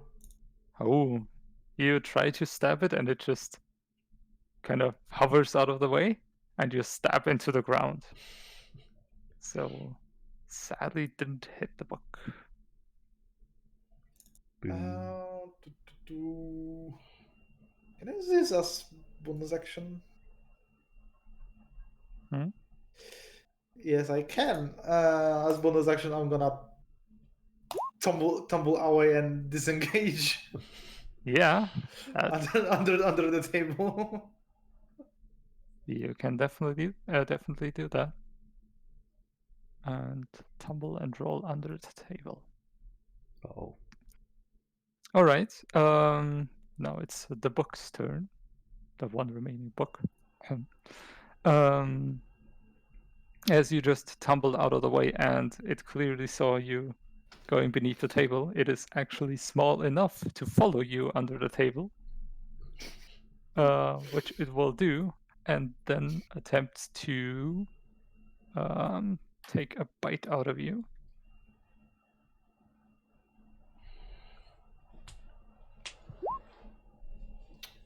Does that hit?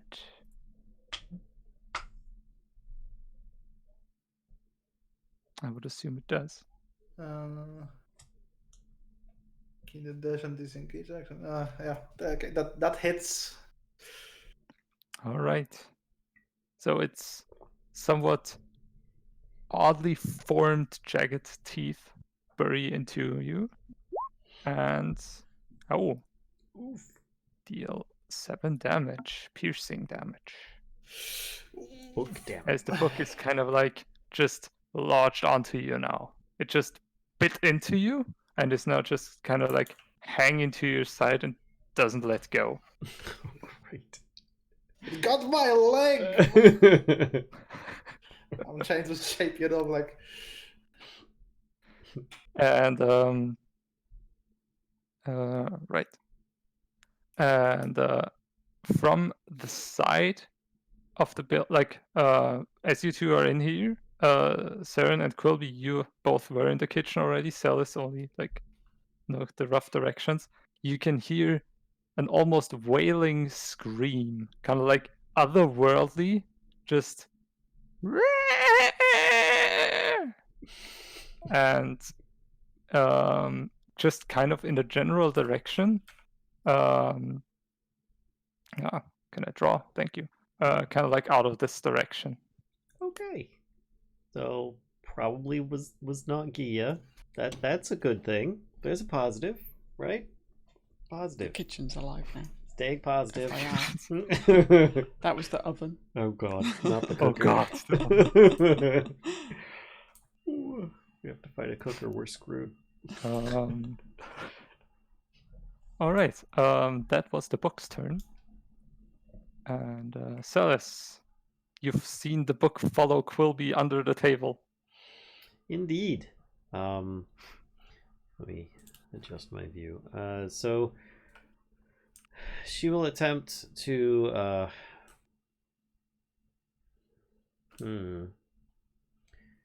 move through a friendly. No, she'll just move over here. And she's going to, instead of trying to swipe underneath a table with a glaive, she's going to use her a spell called Lightning Lure. And it's a cantrip. That's the wrong thing to click. Yeah, it's on there. All right. Which, there we go. It's basically like an electrical whip, where she can like whip onto things, and if it fails its save, she can pull it towards her. All right. So Now's the question. me Yeah. me or the book. Yeah. So and I was aiming for the book.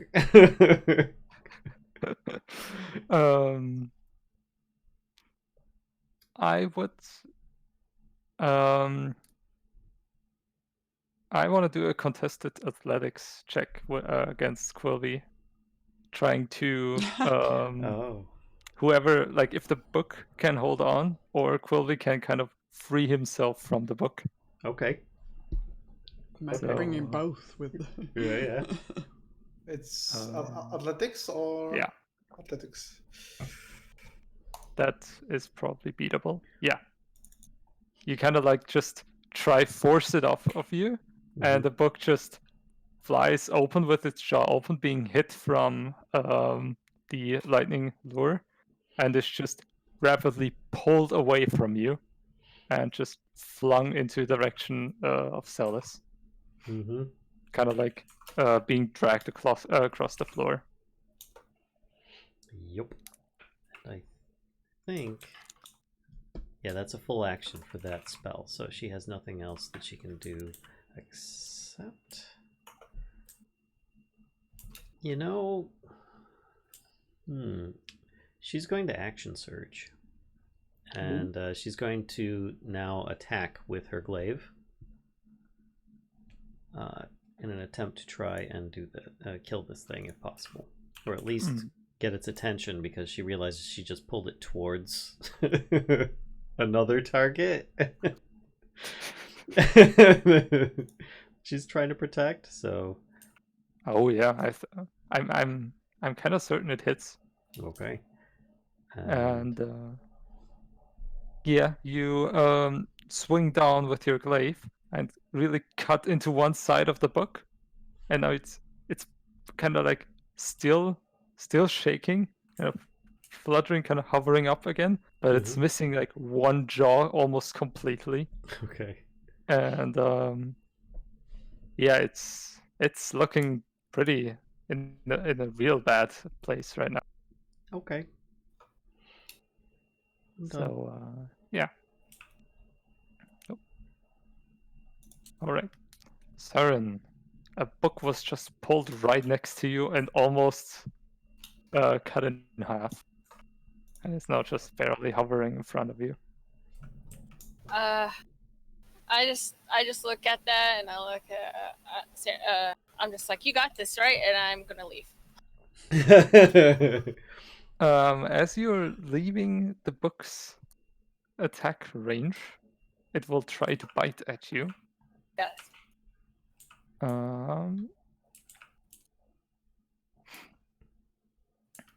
am It not misses. sure that it's... Yeah, as it's like in really bad shape, it just barely notices you, just trying to get away, and just tries to dig into you with two of its teeth, but doesn't find any purchase.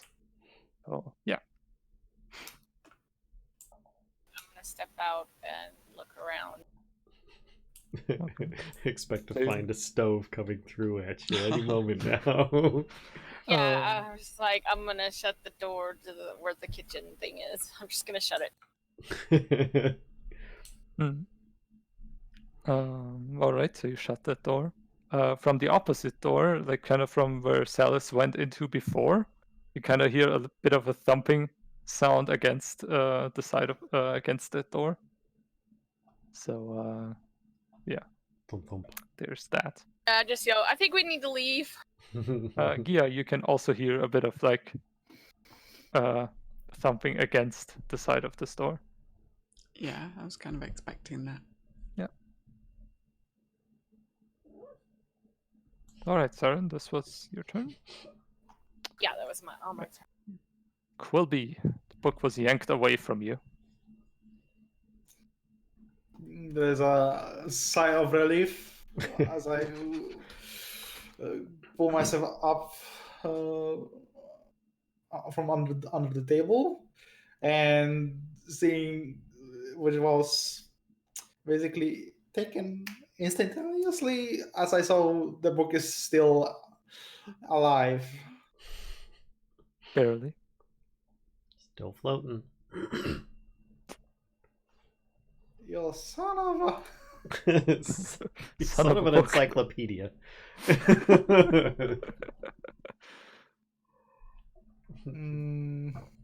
Oddly accurate. Meanwhile, you're all like, apples. Apples. Pretty much. Apples that aren't rotten. Yeah, trying to find food. Why can I just collapse this? Okay.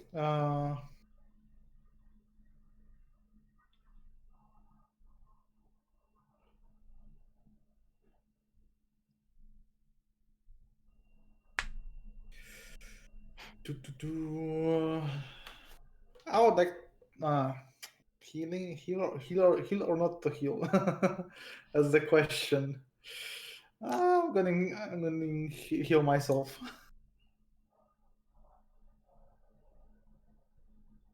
Wink. On the first level. I'm gonna healing word. What? Okay.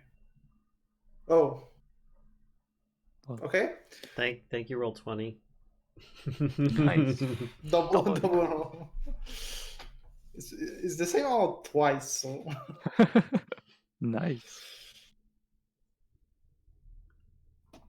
yeah, I'm gonna heal myself.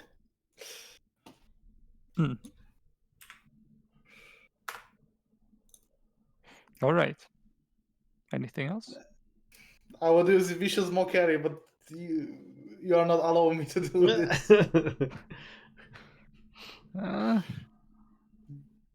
Can't really hear you. And instead, I will give inspiration to Celes. Okay. Shred this. shred this to pieces.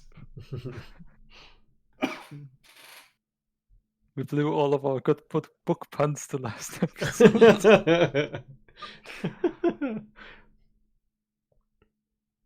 All right. Okay. It's the book's turn. And barely holding on, we'll try to bite into Celes. No, that misses.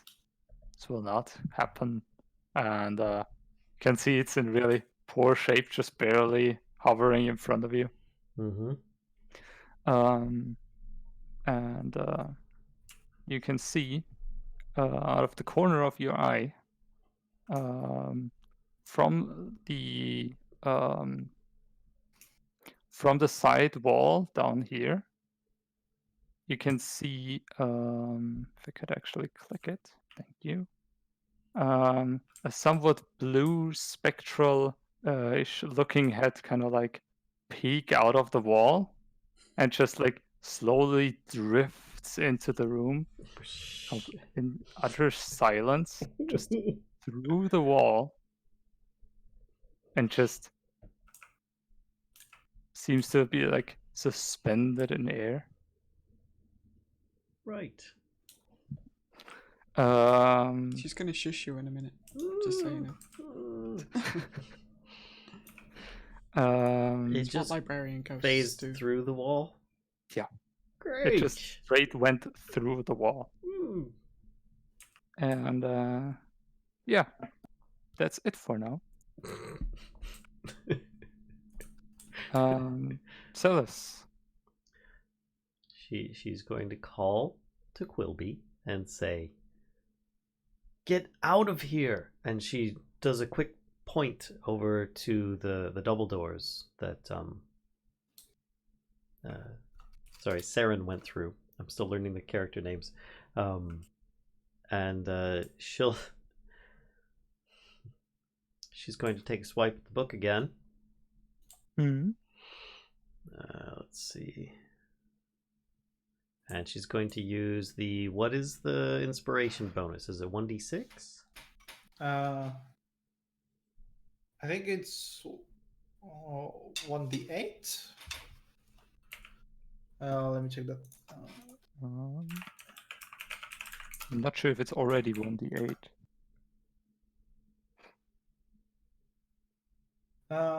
Inspiration.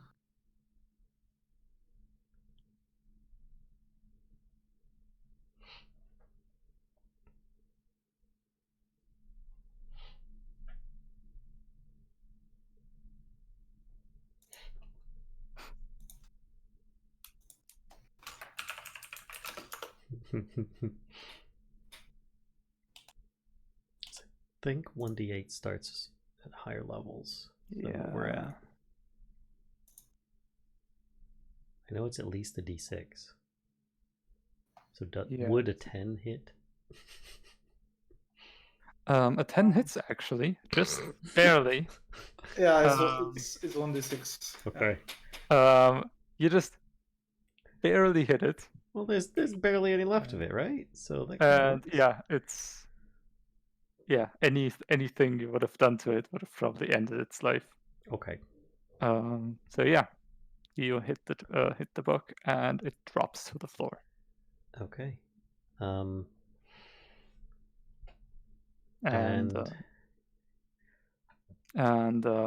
Giya, you also heard this screech before, like a little bit ago. Okay. And shortly after, like a couple seconds after, the thumping stopped. Like Okay. the one on the door. Okay, got it.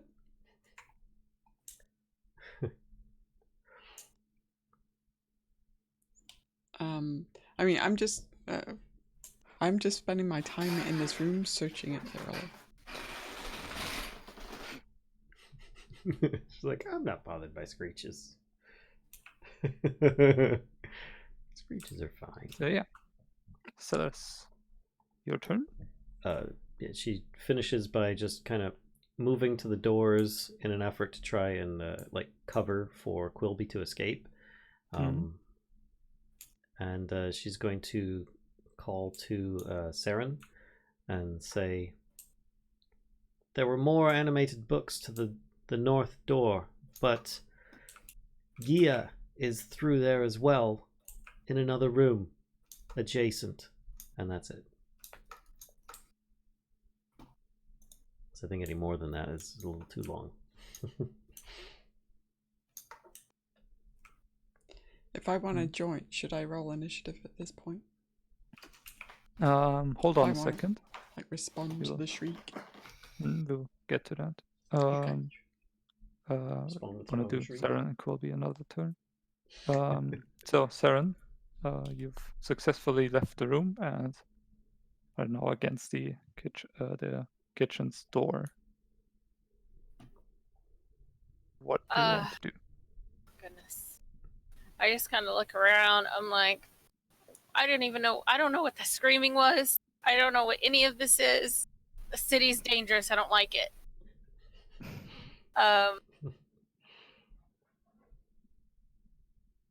I guess, seeing that they may need my help, I guess I'm gonna pop back my head back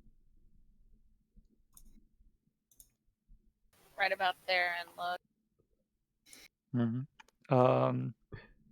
You kind of glance into the room, and where you previously stood, there is now a book, kind of like the previously already cleaved into book was now lying on the floor. And you can kind of see out of the corner of your eye down the room, next to, like pretty close to the wall, a kind of like half translucent blue white-ish figure suspended in the air. Celes looks a bit panicked and surprised that you actually approached. I'm going to just take a deep breath, and I am going. Is it still right there? The book where it's. Yeah, it's kind of over there, just hovering Okay. over the couple books there. I don't know how to draw circles on here. I need a circle that would 5-foot radius circle. Oh, you can click on your own character and choose the cogwheel. Well, that's if you want it around you. If you want it somewhere else. Oh, do you want it around you or just around? No, it's gonna be Moonbeam, and this thing's gonna be. It's gonna be kind of off centered. Sorry, paintbrush, draw shape, and hold Alt. Yeah.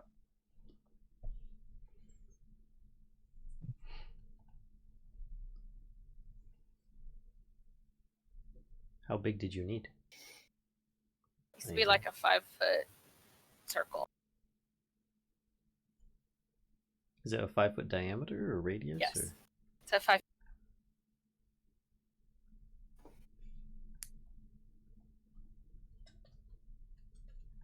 All right. So you want to moonbeam the figure? Yes, I would like to. Give me a second.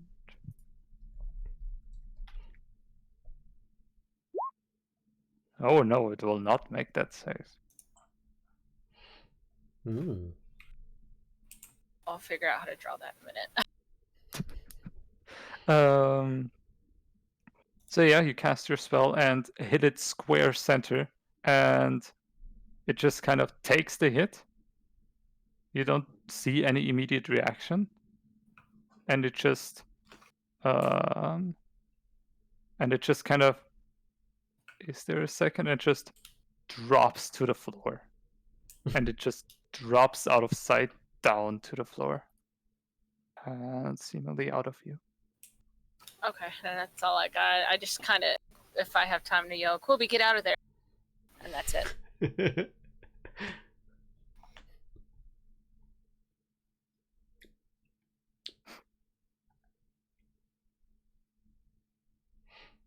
That is my turn. Mm-hmm. All right. Quilby. You quickly saw out of the corner of your eye something half like weirdly blue, transparent, white-ish, just from below the table, and it then got struck by something and just kind of fell to the ground, and you kind of lost sight of it. Move the hell out of the. Obviously, you're going through the south door, right? Obviously, through the south door.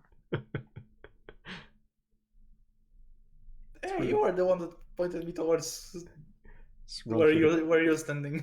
Just run through the glass windows. It's fine. Yeah, that's tempting. Very tempting.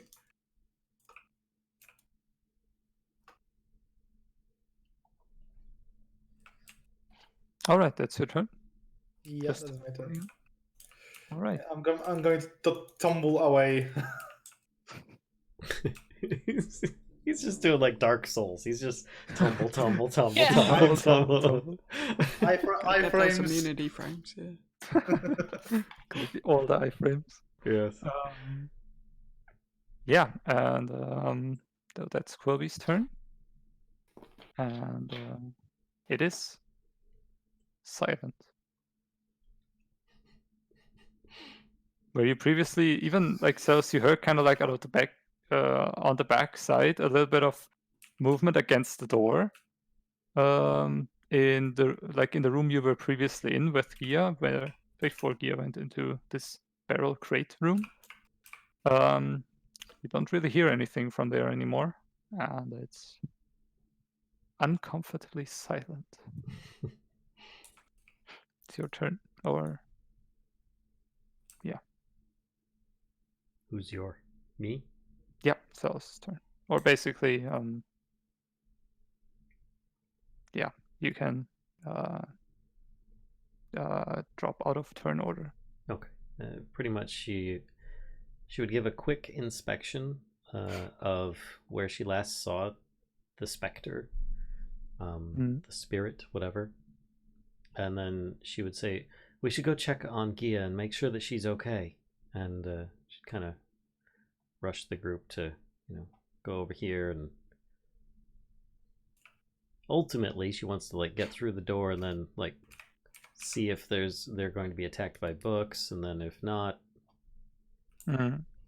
call for Giya and make sure she's okay.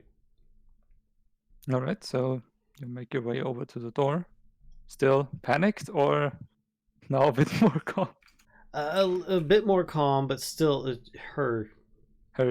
All right. Yeah, she's hurried, but she's also a bit like aware that there may be other dangers still about. So. All right. You hurry over to the door, fling it open. You push 2 books away. Like as you're trying to open the door inwards, there's just 2 books that are seemingly picked up by this movement and just thrown across the room. Mm-hmm.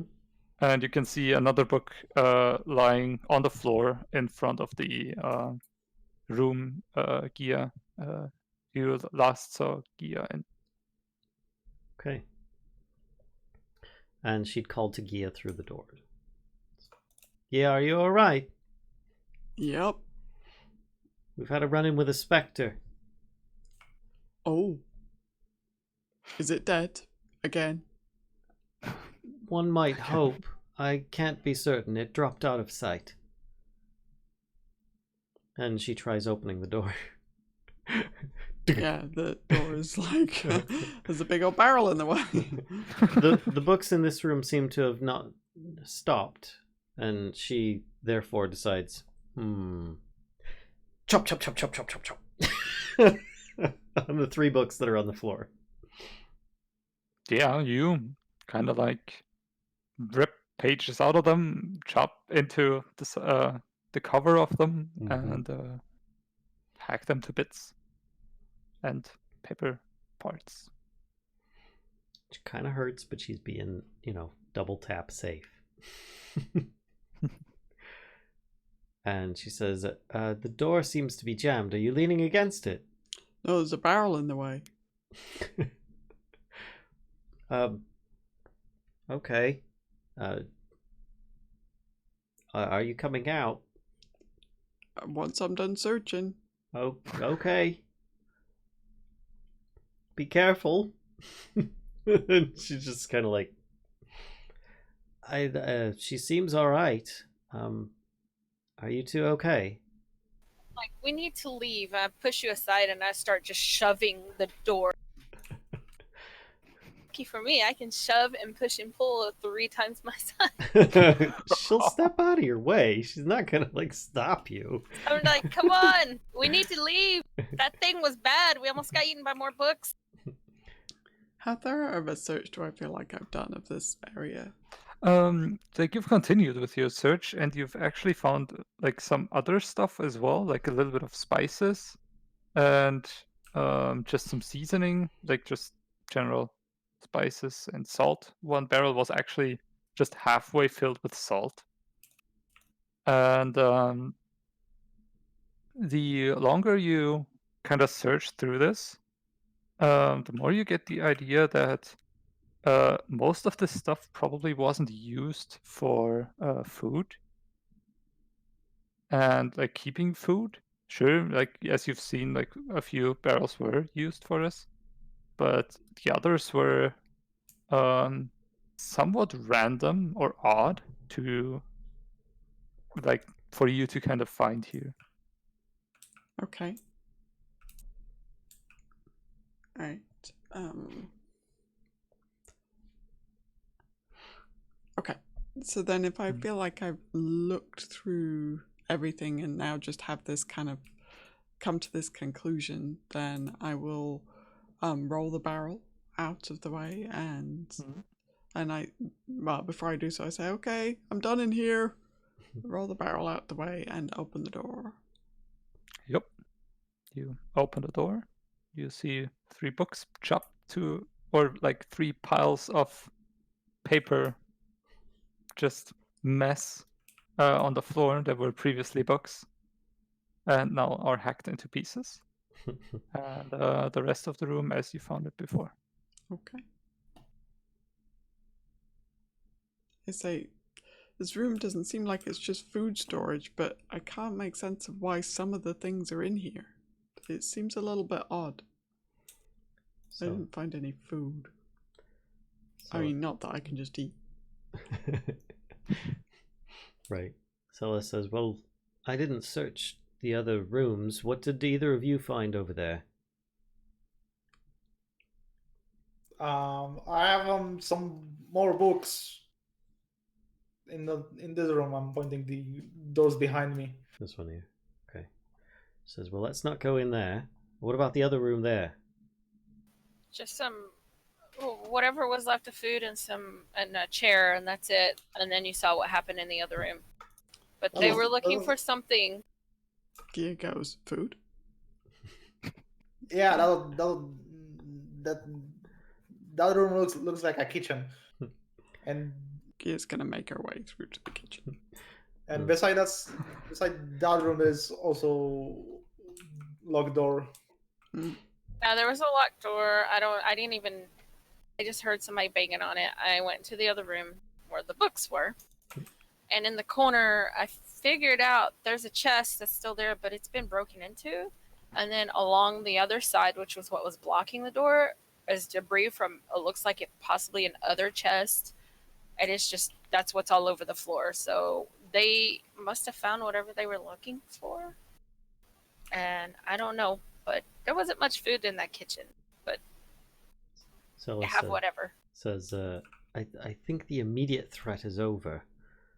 I think that we should still continue our search. And besides, if you're concerned about the safety of your clan, as it is, I suggest you stick around and perhaps, you'll learn more about the enemies you may face.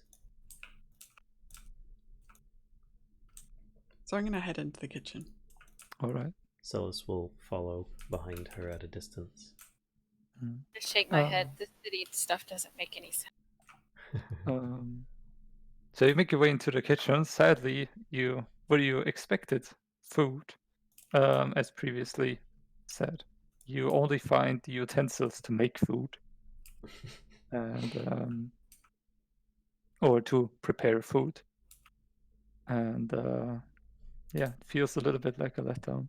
Okay. It's been one big disappointing turtle adventure. And you also see on the end of the room a large double-sided window, as well as doors to the left and right. Okay. Did you guys close this door? Or No. so this one's open and this one and the other Yeah, one's that closed. one's open, the other one's locked. Celes says, I think we should stick together, or you can wait outside. And she's kind of mentioning to the other ones, so either come along. Okay. We won't be long. She's all like, Giya's "Oh, kind of rolling her eyes. bushes, shrubbery." Yeah, I'm looking back and forth. Celes Once the Celes, once the door leading to the exit. Celes goes into the kitchen. Yeah, screw it. So, seeing through this door, I'm gonna deduce through my incredible turtle cunning that this is the locked one, and I try the key in it. Turtle cunning. Turtle cunning. Is that like an You extra bonus? put the key in, it fits, and it turns Oh, and opens. okay. It seems to be a kind of featureless room. It's pretty dark in here, actually. And you can make out the shape of a stairway going down in the end of the room.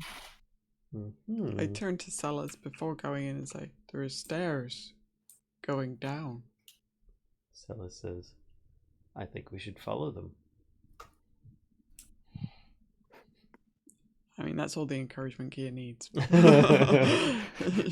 She's off down the stairs. I forget. Right. Can Giya see in the dark, Kashcah? I don't know. I cannot. Okay. Oh, it's getting pretty dark in here. Then I will light a torch. Sure. You light a torch. Anyone else following? Sure. Do I have a choice? Life is full of choices. Give me a second. I would like to choose not to be chewed by another book. What are you Think talking you get about? a choice. You're the bait. They've gotten a taste for you now. How much? How far is the vision of a torch? I don't know these details. I believe it's 20 feet for bright, 30 feet for dim, I think. Let's have a look. See But, what torch says. Also, me Torch. being a half orc, I have 60 feet. Dark vision. Yeah, 20 feet of bright and additional 20 feet dim. So you're all making your way downwards, and Sarren, you are staying outside at the mansion, guarding this place. Mm-hmm. All right. I'll just move you along, though, so everyone can have the same view. So you enter downwards down the stairs, and from previously wooden walls, you enter down into stone walls to the left and right, and stone floor. And there is one door at the end of this stairway. Proceed forward and try the door. All right. The door opens, and you can step into the room. Can I see what's in it first? No. Oh yeah, I can just move you over. You move over into the room, and you can see one barrel that seems to be smashed and broken, as well as a bit of wooden debris in front of you, and the hallway continues down to your right, out of I think your vision, and there is one door to the left of you. Okay. Or well, straight from like where you entered into this hallway. I take a peek in the barrel. It is thoroughly smashed. There is nothing really in there except splinters and wood to be had. Okay. I wonder if it attacked someone. The barrel. I'm gonna check the door. All right. The you push a bit against the door, and it doesn't really budge. So you kind of like try pulling it, and it pulls, and you just like have to step out of the way and open up the door, and yeah, you look into a room littered with debris, and you can also just step into it. And Celes, and Quilby, if you want to follow along. My shoulders It is- kind of drop, like, oh. It is a mess. Something's been just utterly... Whatever was in here, crates or shelves or anything, seems to have been just utterly destroyed. So, yeah, it's really a disaster in here. Right. Well, either these things came alive, somebody was... Wait a second. Celes would like to proceed forward to some of the crates and see if it looks like they were smashed from the inside out or from the outside in. Hey, Alright. move out of the way. Give me an investigation check. You got it. How do you even investigate? How do you even investigate? Like Alright. that.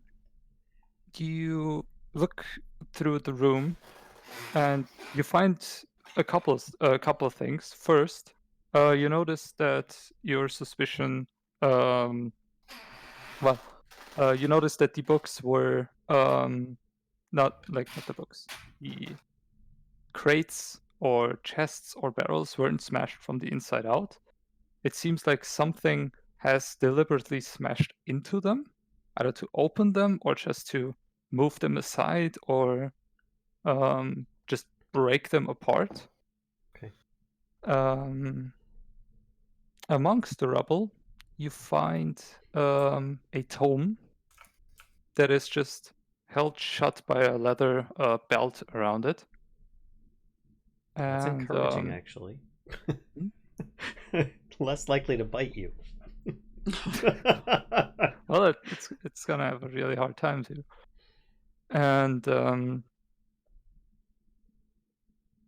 yeah, so that seems like it's of interest potentially. So you kind of like Right. that. So she says, hold on, maybe these were broken from the inside? And she's like using her glaive to kind of like clear some stuff away. And then she says, no, it looks more like somebody was breaking into these containers. What's this? And she picks up the tome. At least this one won't bite us. Does it have any recognizable markings on the outside? It doesn't really. From what you can gather from the outside of it, it seems to be an arcane. It seems to be a tome dealing with the arcane, as there is no real title to it, more just a couple runes and inscriptions. Okay. Then you look a bit further, trying to get a little more headway into the room, and just digging through the rubble, pulling aside books that were torn, or just small parchments that is just some 1 or 2 words on them, and the rest is just ripped apart. Among that, you also find a very small kind of like booklet that is just inlaid with a silver frame. And so, yeah, that seems pretty unharmed. And just like opening it up and just looking through it for a quick glance, you kind of get the idea that these are teachings about how to like be a bit more perceptive. And yeah, so this is in pretty good condition as well. Okay. It seems different from the previous books we've been finding that had random scrawlings in them and animated, right? This actually seems to have a topic and... Yeah. Okay. So you'd say so these don't seem like some of the other books. She actually like uses quotation marks with one of her hands that we've encountered. But I don't think there's much more in this room. Shall we continue looking? So, I mean, on the map, right? I can't see the other side of the room. Have you And Celes would have seen the other side of the room? Or you've seen all of it? Okay. I mean, yeah, as far as you can see, and like the little torchlight just illuminating the area, you just see debris around you. Like as you're standing against the wall, you can see debris around you, and you can just see it continuing on. You can like make out a bit of shapes in the distance and maybe get the gist of a wall, just like as Celes moves around and the light flickers a bit. But from what you gather, the room is just a mess. Okay. I say sure. Let's move on. Somebody must have really been hungry. Giya gets like a wistful look in her eye. Yeah. Wait, how much was the range of a torch again? It's 20 20 bright, feet. 20 bright, 20 dim. Oh, there you go. So like 40 total, but the last 20 are dim. I have dark vision. Well, at least that's a bit more light. Okay. So we're gonna move on then?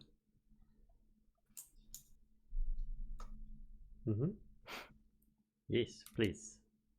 Okay. Alright, I head back out into the hallway and proceed down.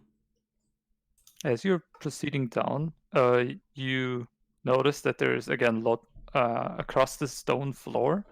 There is a lot more debris piling up against as you proceed further into the hallway, and there is 2 doors, one to the left, one to the right, right at the end of the hallway.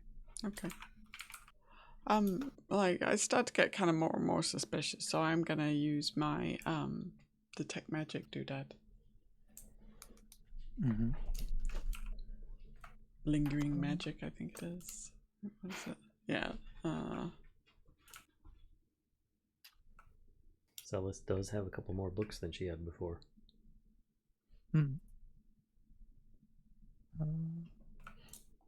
Which actually I should add those to my That's weird. list. Oh yeah, there it is.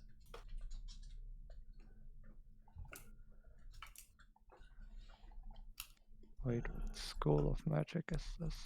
I just have to look up something for a sec.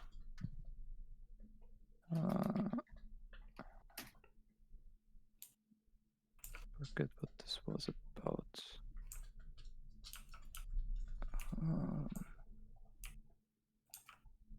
And then we've got what? Silver.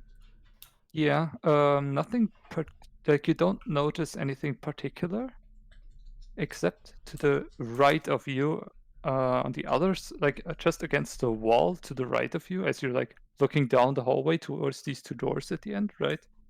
As you're currently standing to the right of you, somewhere there, you get a little bit of transmutation going on. Like on the wall, or I think it's beyond the wall? Beyond the wall. Okay. Then I'm gonna head for the door on the right. Alright. You head for the door on the right, and just push against it, and it opens inward. So, Okay. yeah, you can step into the room to the right. Okay.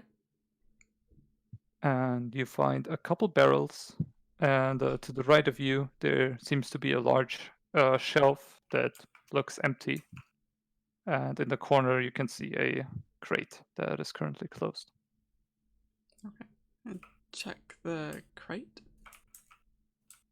Sure. You kind of move over and open the crate. And Sorry, are these both crates like this? no, this is a shelf. Like the darker one is a shelf, and the one in Okay. the corner is Okay. a crate. Yeah. So you kind of just move your way over there, just kind of shove yourself between the barrels, and lift the crate open. And it seems to be a lot of small rocks, just smaller and bigger-ish rocks and pebbles, and yeah. Okay. I'm gonna use lingering magic one more time then. To Okay. detect magic. See if this was the source.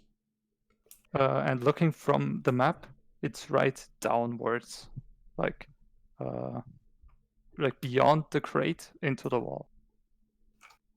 So like here, kind of thing. Presumably, just somewhere downwards. Like so somewhere south of me, not like Yeah. down further in the floor. Yeah, just south, like from like just looking at this on Roll20, just like down Okay. somewhere south. Okay, got it.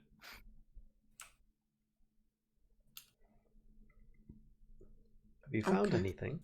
I say, I share with Celes. There's something magical, but it's beyond this wall here. Well, perhaps an illusion? I don't know. I start kind of like thoroughly checking the wall. Mm-hmm. Yeah, which wall, like which side, and Like the wall, like this wall here. I mean, there's like the crate, and then there's the shelf, and Yeah. Is there anything on the shelf? Sorry. you try looking at the shelf, and you don't really notice anything. Like, it's it's an empty shelf. You look at it and kind of like inspect out of it. Mhm. You could give me an investigation check. And you're in the wrong, like, Quilby.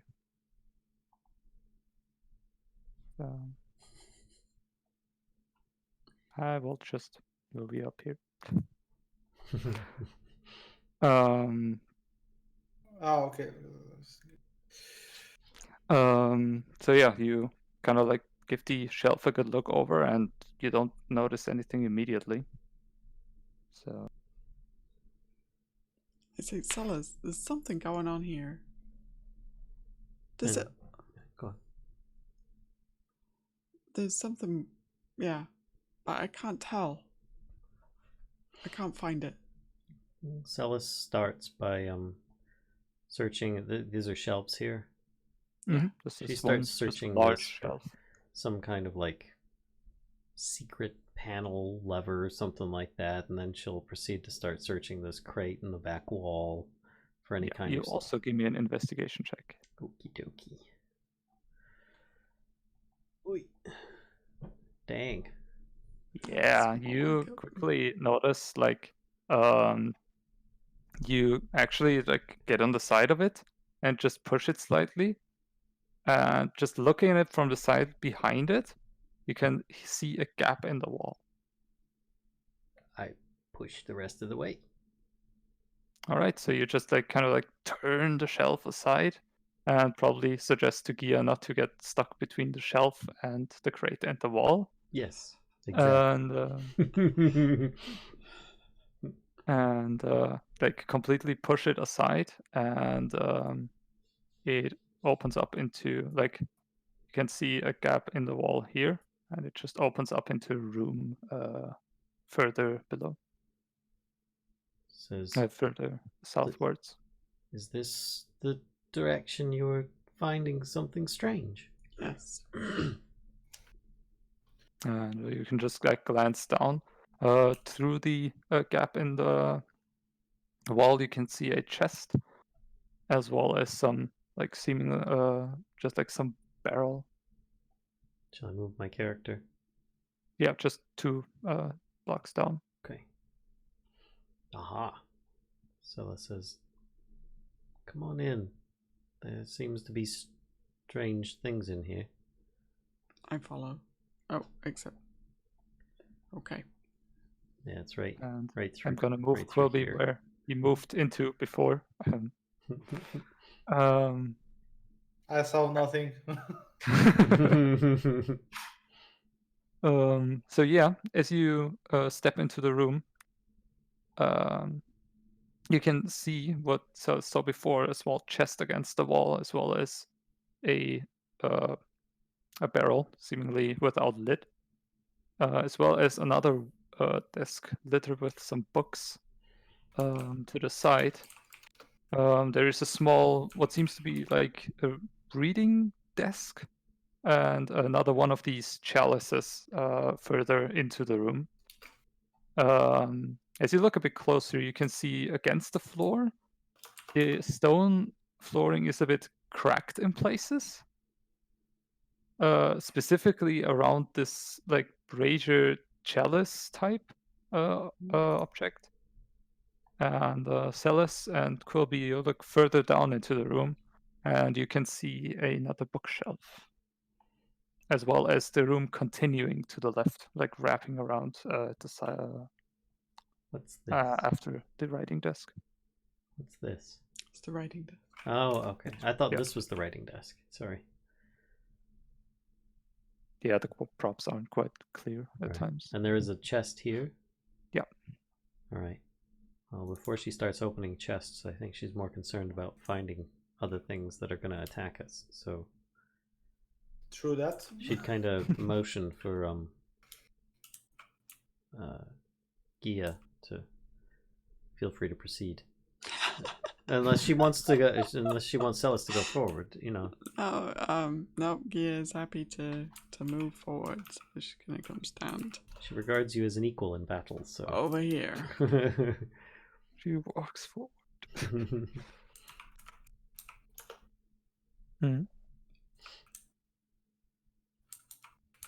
All right, so you walk forward, and you now also see the bookshelf against the end of the wall, as well as looking down to the left. The room continues for a bit, and there are 2 more bookshelves, as well as some small splinters of wood on the floor, where the bookshelf seemingly is like just broken in from one side, and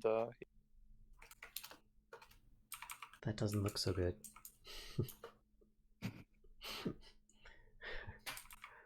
The writing desk, does it have any drawers or anything like that upon it?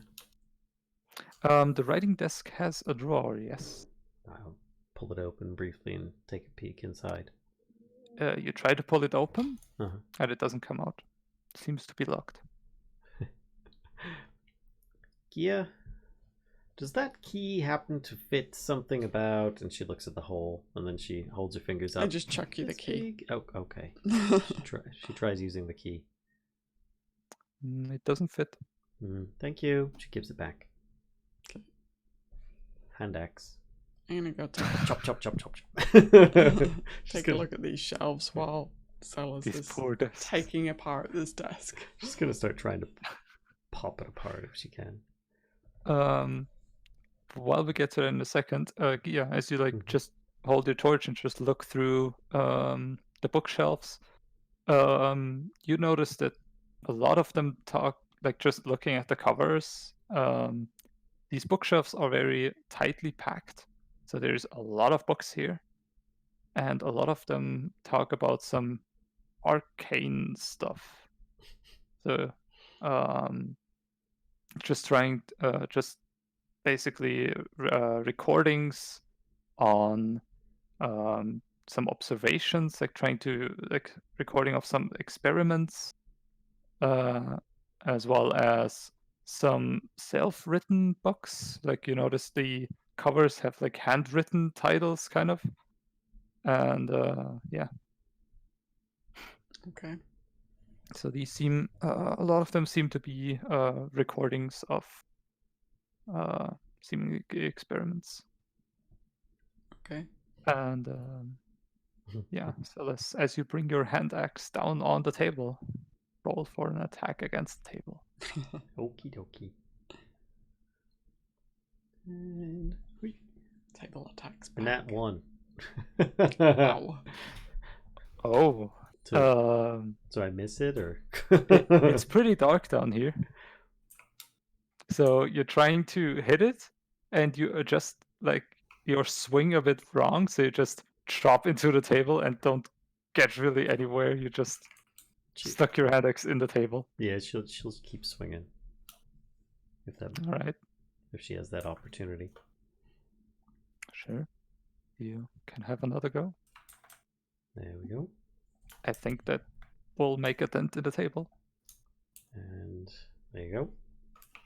All right. So you cut into the side of the table where you suspect a drawer, and kind of like half just chop the front side of the drawer open.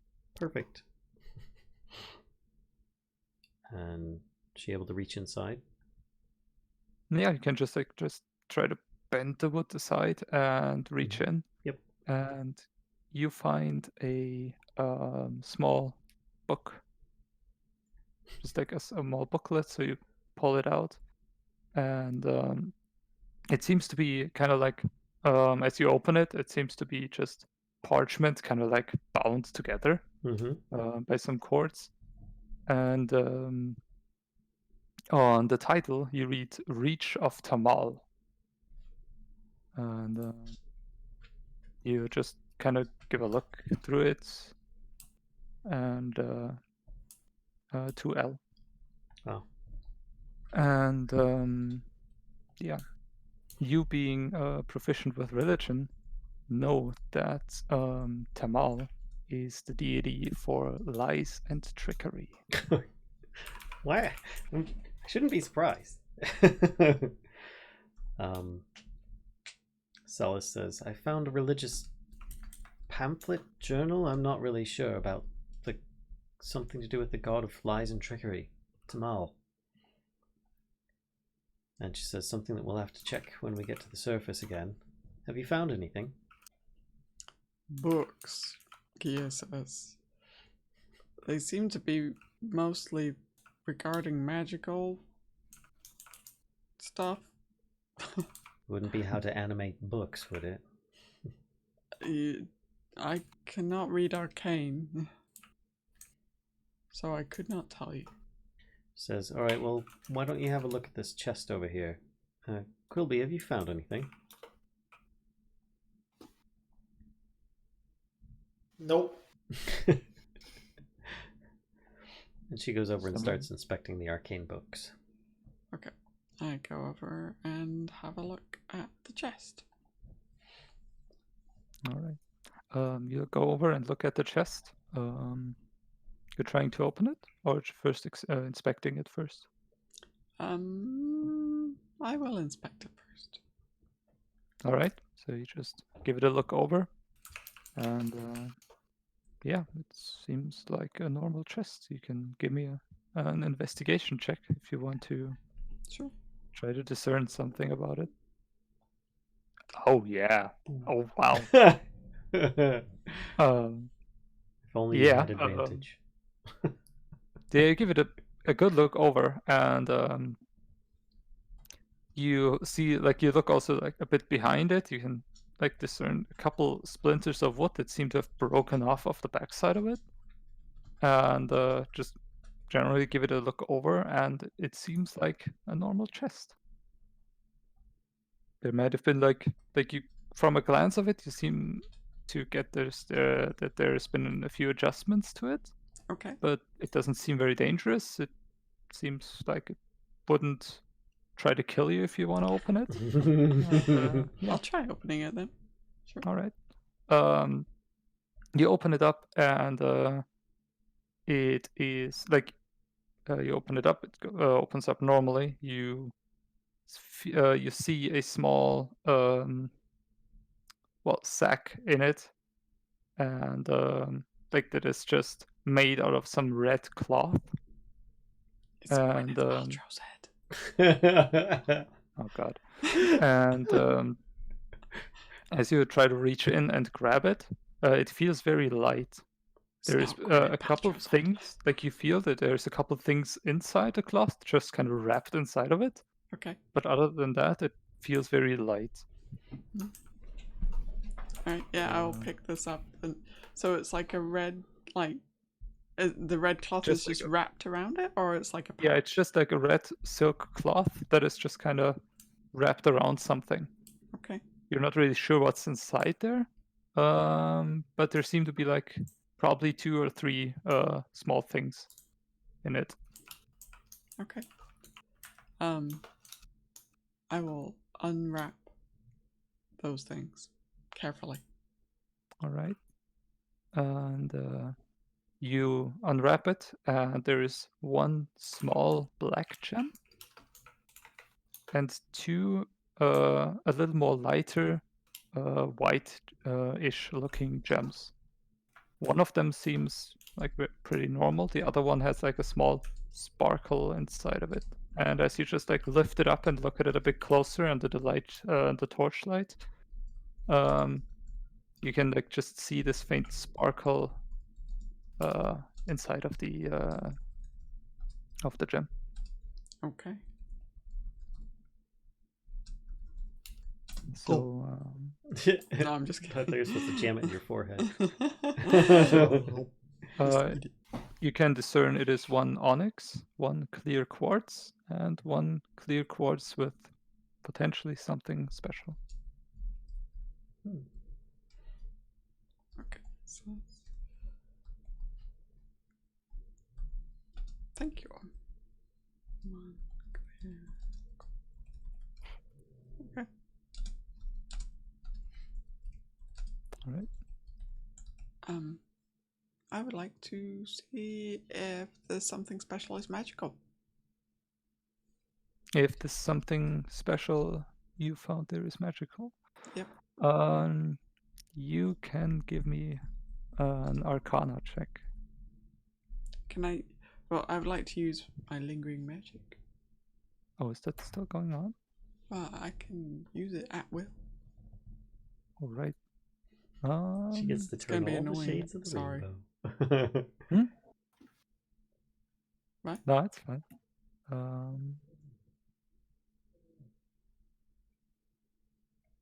Oh, actually, hang on. Hang on one sec. I don't know if I do have it. I think I might have used... Yeah, I've used... Never mind, I can't do that. Yeah, you used it before, right? Yeah, I did. There's a limit on it. Yeah.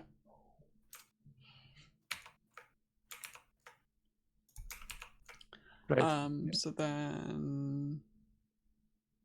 I shove Celes. If I can't figure it out.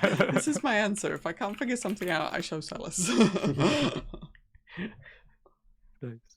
Well, Celes is inspecting the bookshelves to see if she can find anything of note or use, like the 3 books that she has so far. So you're trying to just pull out one book after the other and just going through and just trying to find something? Provided she can see discernible titles. Otherwise, she's going to leave them alone. It's going to take a while. She just wants to, like, kind of look along them, reading titles and stuff, and if there's anything that just visually stands out, she might nab it, but otherwise she'll just kind of peruse them for now. Yeah, so you just like look through, just let your finger just slide across the book if you just like get anything. You pull out a book here and there that just talks about like spell interactions or how specific things are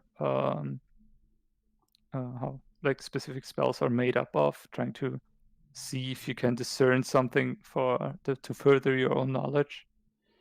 I don't really notice a lot of stuff, and then you just like kind of pull one book out, just open it, and you see on this page of the book there is a small golden amulet. This gold chain just wrapped and just like drawn in a circle around it, and it has a shape of a ring. And my eyes widens. You don't really see Celes doing this. Really? Why? What are you currently focused on, or what are you trying to find out in as Giya is opening the chest and kind of like directed Celes over to the books?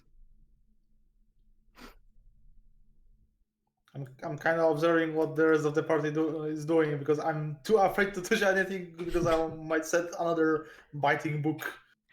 Give me a perception check.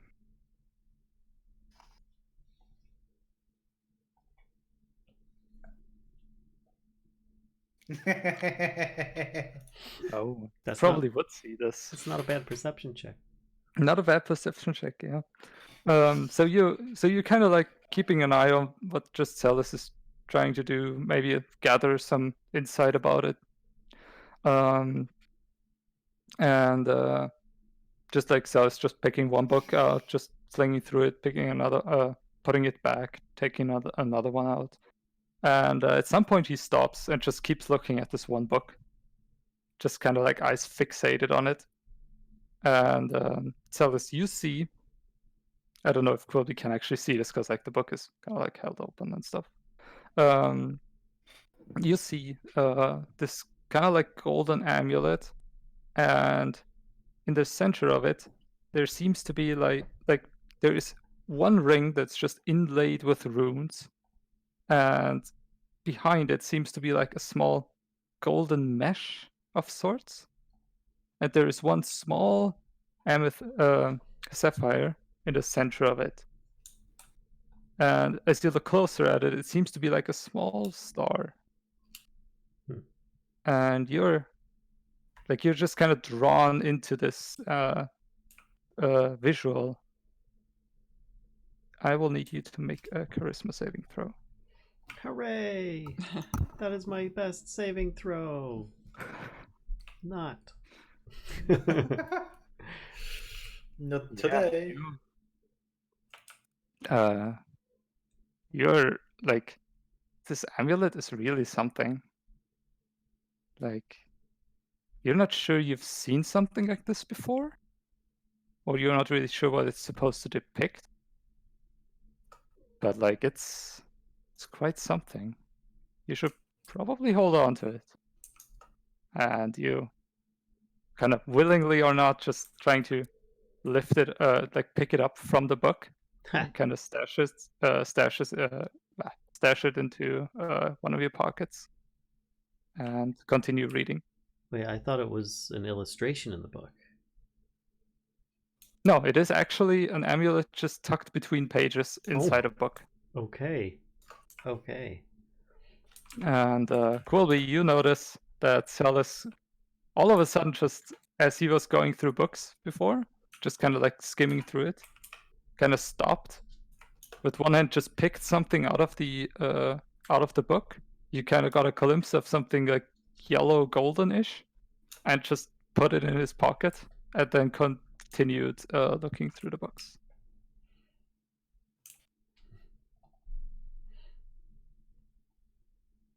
Okay, I will remember that. Quilby will remember this. So yeah, you have now an golden amulet in your possession, Celes. And I wrote it in as a star amethyst gold bracelet. Wait, you said amethyst? You said sapphire. No. Yeah. Sapphire. Wait, I got it all wrong. It's like a small little blue gem in the center. All right.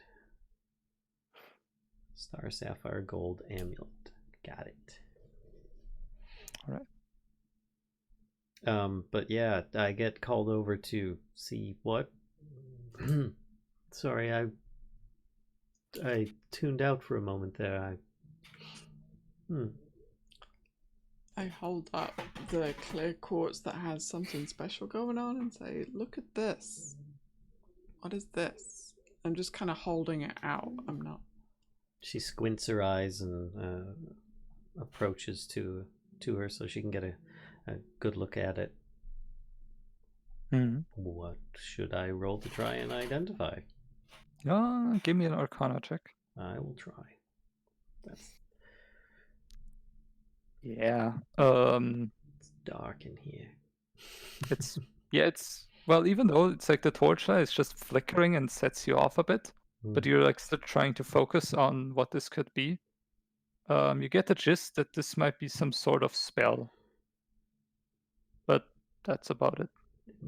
You're not really sure what exactly. You're just getting this idea, like, hey, this kind of like seems familiar to some sort of spell. Might be a spell of some sort. I would guess magical at least. Oh, that's about as much as I'm familiar with on it. I'm sorry. Best hold on to it for now. Giya will wrap all of the gems back up in the cloth and hold on to them. So the cloth with the gems inside? Mm-hmm. Okay. Did see there's another one of those chalices. Chalices. There's a chalice over here. Yes. And it doesn't seem like it's bronze like the last one, does it? No. But there's also these cracked marks around on the floor. Do you think there was some kind of seance or summoning or something? That's why we found a spirit earlier. Does this one have ash in it as well? Just looking at it. No, this one does not seem to have ash in it, but it has very clear burn marks. So you kind of like see to the side of it that there has been like some probably something that's been set on fire in it. And you notice looking at it just dead center, there is a couple just pieces of gemstones just cracked or just completely just splintered into pieces. Inside. Hmm? Inside it? Yeah, just in the like the smaller bowl here, you find a couple of just cracked gemstones. They're just broken and burnt or just on sides of it. So maybe this is where that spell gem was made. Maybe these are failures. So it says, it's possible I might be able to repair them provided all the parts are here. I don't know that would be a good idea though.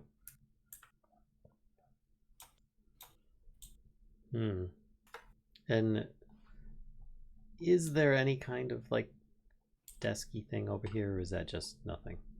Yeah, that is a desk, just with a couple books littered on it. Okay, more books. I'm paranoid that one of these are going to bite me at some point. She takes a step over and takes a look at the books on the desk. Or table. Is it a table or a desk or? Yeah, it is similar to the one you found above. So it's a normal height, just desk with a couple books on it. Are there drawers and such in it? You have already cut open the only drawer that was on it. Okay. I thought that was this one. My bad, never mind. I guess I didn't look at the books on top, so I'll look at the books on top real quick in retrospect. You find a bit more similar to what you found on the bookshelves. Though the one, as you look closer, the one book that is just lying there is again a bunch of notes. Just going through it a bit, you kind of like see notes about how there were attempts to kind of imbue something with a spell. So you kind of, and just looking through it more, that there's been seemingly a lot of frustration and something apparently going wrong, the spell being misdirected or just going off somewhere where it previously wasn't intended to. So it seems to have been that there were experiments. Most of them were failures. Okay. Celes actually says, I think you're right. And she kind of summarizes and repeats more or less what you just said about the notes she just found on the table. Says that does sound about right. What would people use crystals for in magical incantations? Would I be able to figure out some kind of like magical uses for gemstones in this manner that we've been seeing? Perhaps like.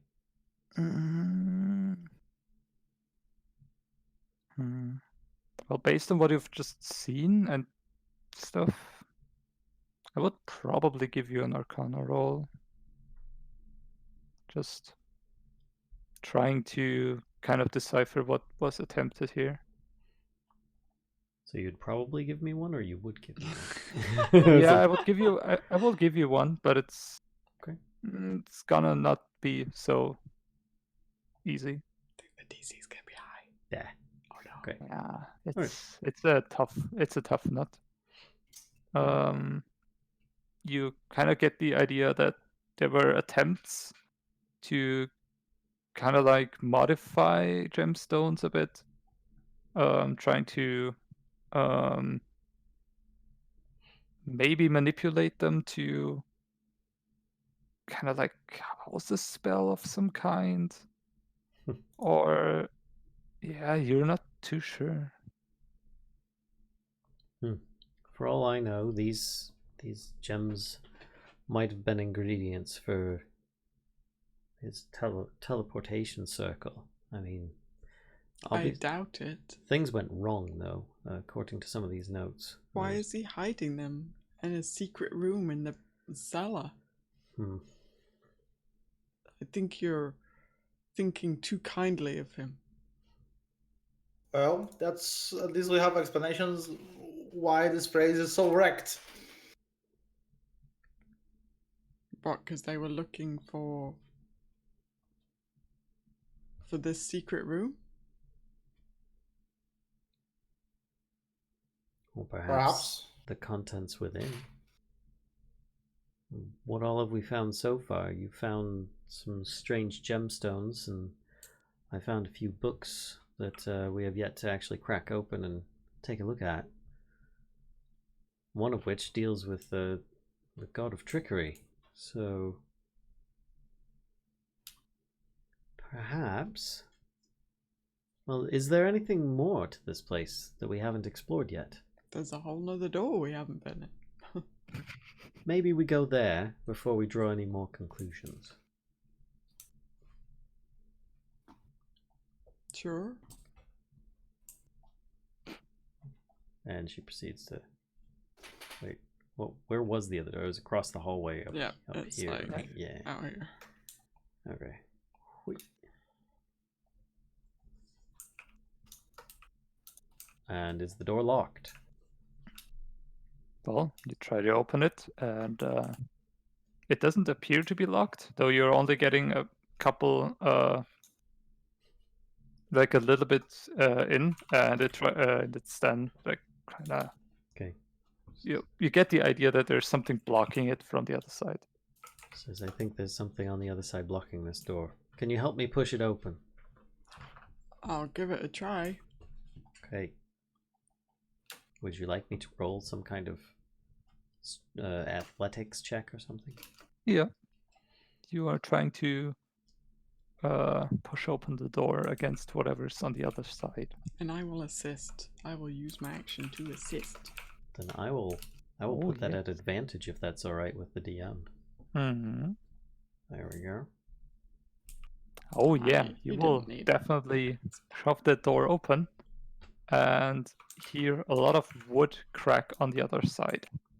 As the door slides open, you see the interior and can actually just move to the left into it.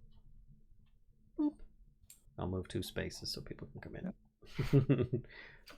And it is, as you look into it, only like partially destroyed. Right as you enter, you step on a huge pile of wood and debris.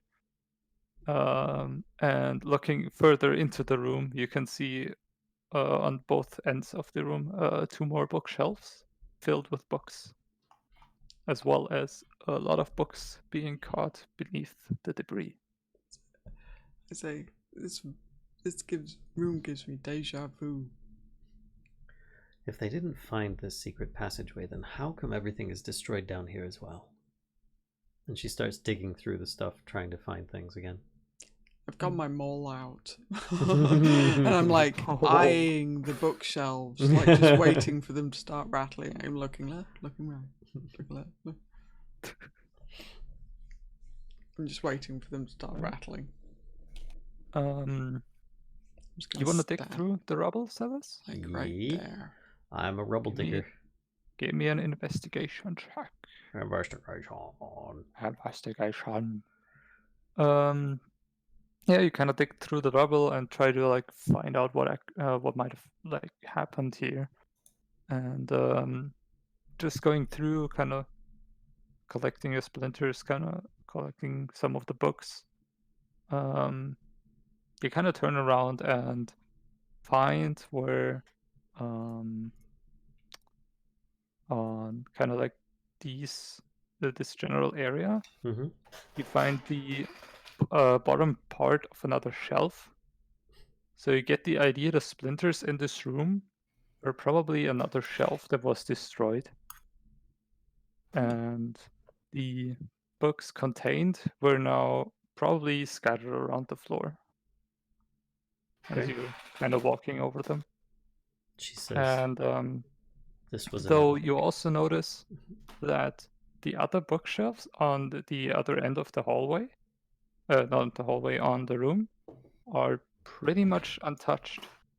They got like a couple of cuts in to the side of them, and probably this one was just damaged alongside on its front part. But other than that, those were pretty unharmed.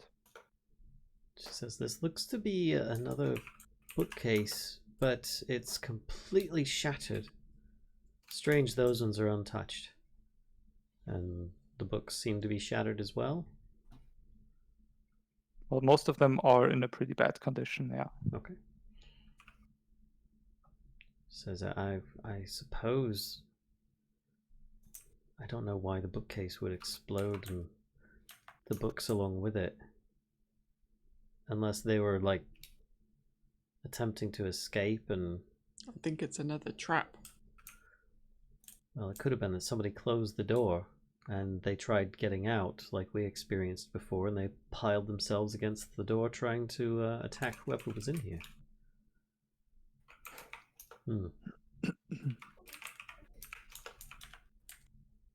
So, is there any sign of any movement on those bookcases? Not that you can see. She proceeds to check out the barrels, assuming there are barrels. Yep, those are barrels. What's in the barrels? Yeah, those are barrels. You're gonna try to like open them up and see what's inside? Betcha. Oh, excuse me. Sorry. You betcha.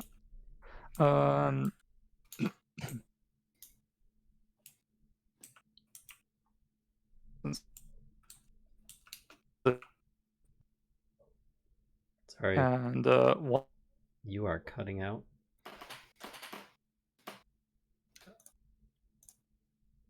If you're saying something, I can't hear you at all right now.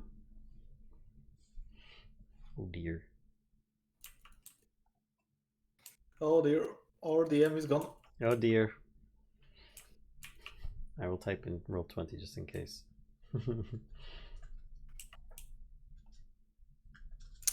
Oh no. Maybe he come back. DM come back.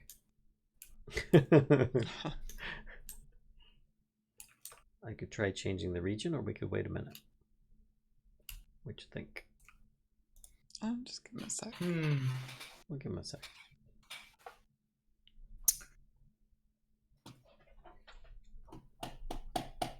So, while we wait for that, what do we got? What do we got? We can just run around the map, right? While we're Let's find all the secret Pretty rooms. much. What's to the So north? much trouble. Yeah, but there will be evidence. Will there though? I won't tell if you won't tell.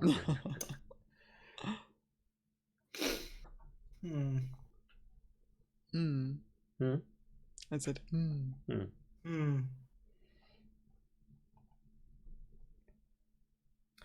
Something that you would probably have recognized, at least Giya would have. I haven't discussed this with you before, but something that you probably would have noticed is that She seems very articulate for a half-orc. Oh, there we go. Sorry, folks. You're going to have to deal with half screens for a moment. This implies that Hellfire will be returning briefly. He has Perhaps we don't know. There he goes. Okay. Oh. Welcome back. Yay. It's okay. Great. Last we knew, I said, I would like to inspect the barrels. And you said, okay. And that was the last we heard. Oh, okay. Yeah, it was just like Cool. So I went on about nothing. All right. So you try to open up the first barrel right in front of you, and as you open it, it kind of blows a bit of sand at you. Oh. And just open it, looking into it, it seems to be filled to the brim with sand. Okay. And all right. And you close that one again, and you open the next one. It seems to be empty. Okay. And going through the others, they also seem to be completely empty. Right, the sand one. Yeah. I go back to that one, and I stick the handle end of the glaive into the sand to feel if it's actually just sand in there, if there's something underneath the sand. I'm looking for drugs, illegally smuggled drugs. I mean, you always find them with the find handle of a drugs. glaive, Right? The glaive will find drugs. The glaive of drug finding. So yeah, as you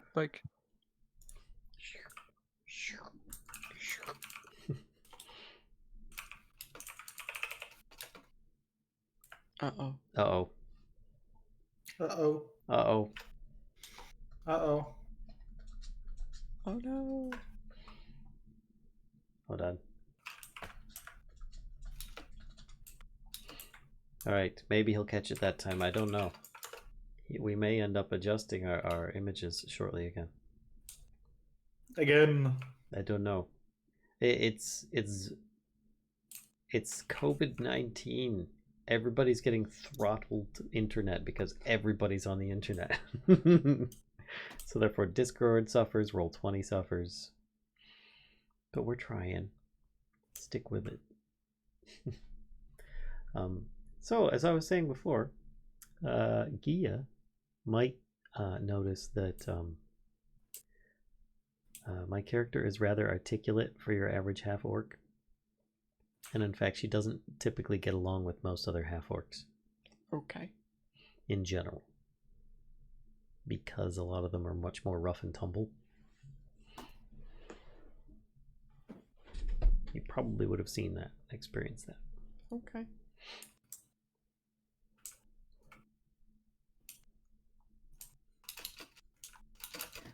What colors did you say your character is wearing, Nerevar? Or did you not?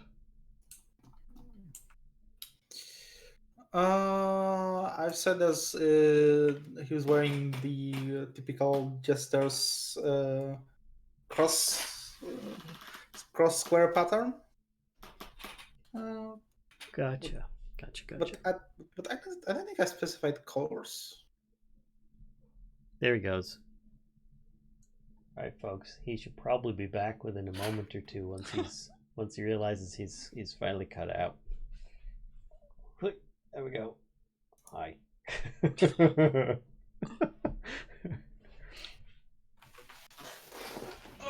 Little awkwardness, but we'll get past it. I'm gonna just keep my head above water. It's okay. Wow. Yes, little awkwardness. Whoa.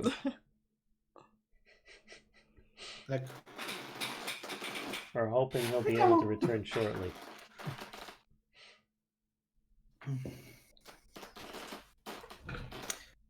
Yeah, perhaps. Into a countdown. Thank you everybody for your patience. I don't know what else to say. I opened the crate. I opened the boxes. Found nothing in the boxes. So let's say that I find nothing in the sand barrel. Do you want to head back out? I don't know. Have we then searched like the whole cellar? I think so. I mean, we can at least retrace our steps while he's gone, just to see if there are any doors that we notice. Let's take the owl. Yeah, we searched in there, searched in here, searched up here. You found the source of your... The magic. The magic. Thing. Yep.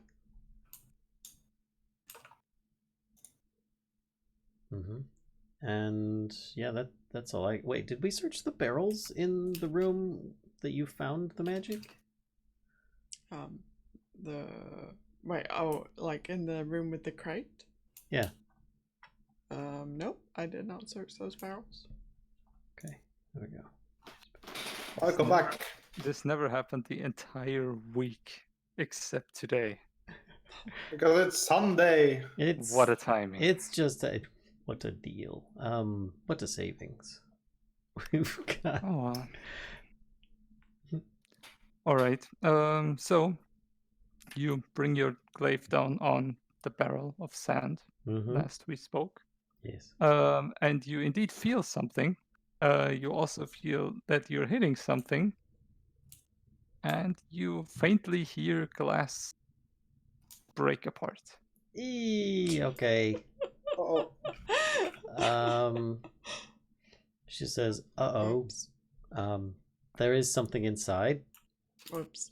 And I think I may have shattered some of it. Yeah. She says, can you help me gently tip this over and we can see what it is?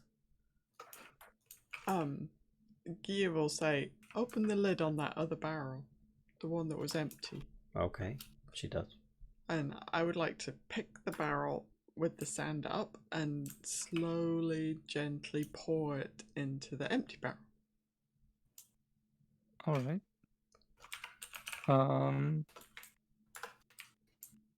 I would like to assist her.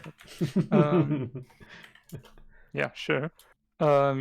So you start tilting the barrel and just slowly letting it drain out from one into the other.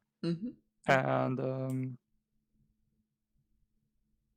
Quilby, if something comes out, catch it. Why me? Because we're holding the barrel. It's a big barrel of sand. Come on. You ever try picking up a barrel of sand? It's not an easy thing. Or at least let us know what you see or to stop. Poor. Uh-oh. Why do you have to tip it over, making mess? I'm not making a mess. I'm pouring it into the empty barrel. The point was not to make a mess, actually. Right. Yeah. But I think we've lost him again. I do. But it might be actually a good cliffhanger for all I know. What's in the barrel? Right. He is currently typing, so we shall see what happens. But I don't think there's anything else down here that we haven't already checked out, short of those other barrels. So once we're done investigating this busted content barrel, maybe we check out those other ones with less glaive. With less glaive. Less smashing. We're still here.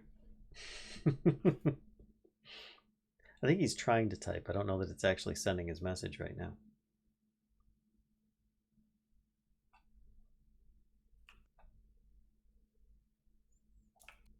I don't know. I'm gonna do a switch. Hold up, folks. I think it's something with his internet service provider. All right, he says. Okay, so we are going to call it now. Okay. And tune in next time, and you guys can all see what happens with the stuff we're finding in the barrel. Anyway, thanks everybody for tuning in. Hopefully the internet will be cooperating a little bit more with us next time. And thanks as always. We'll see you guys next time. Bye. Bye. Bye.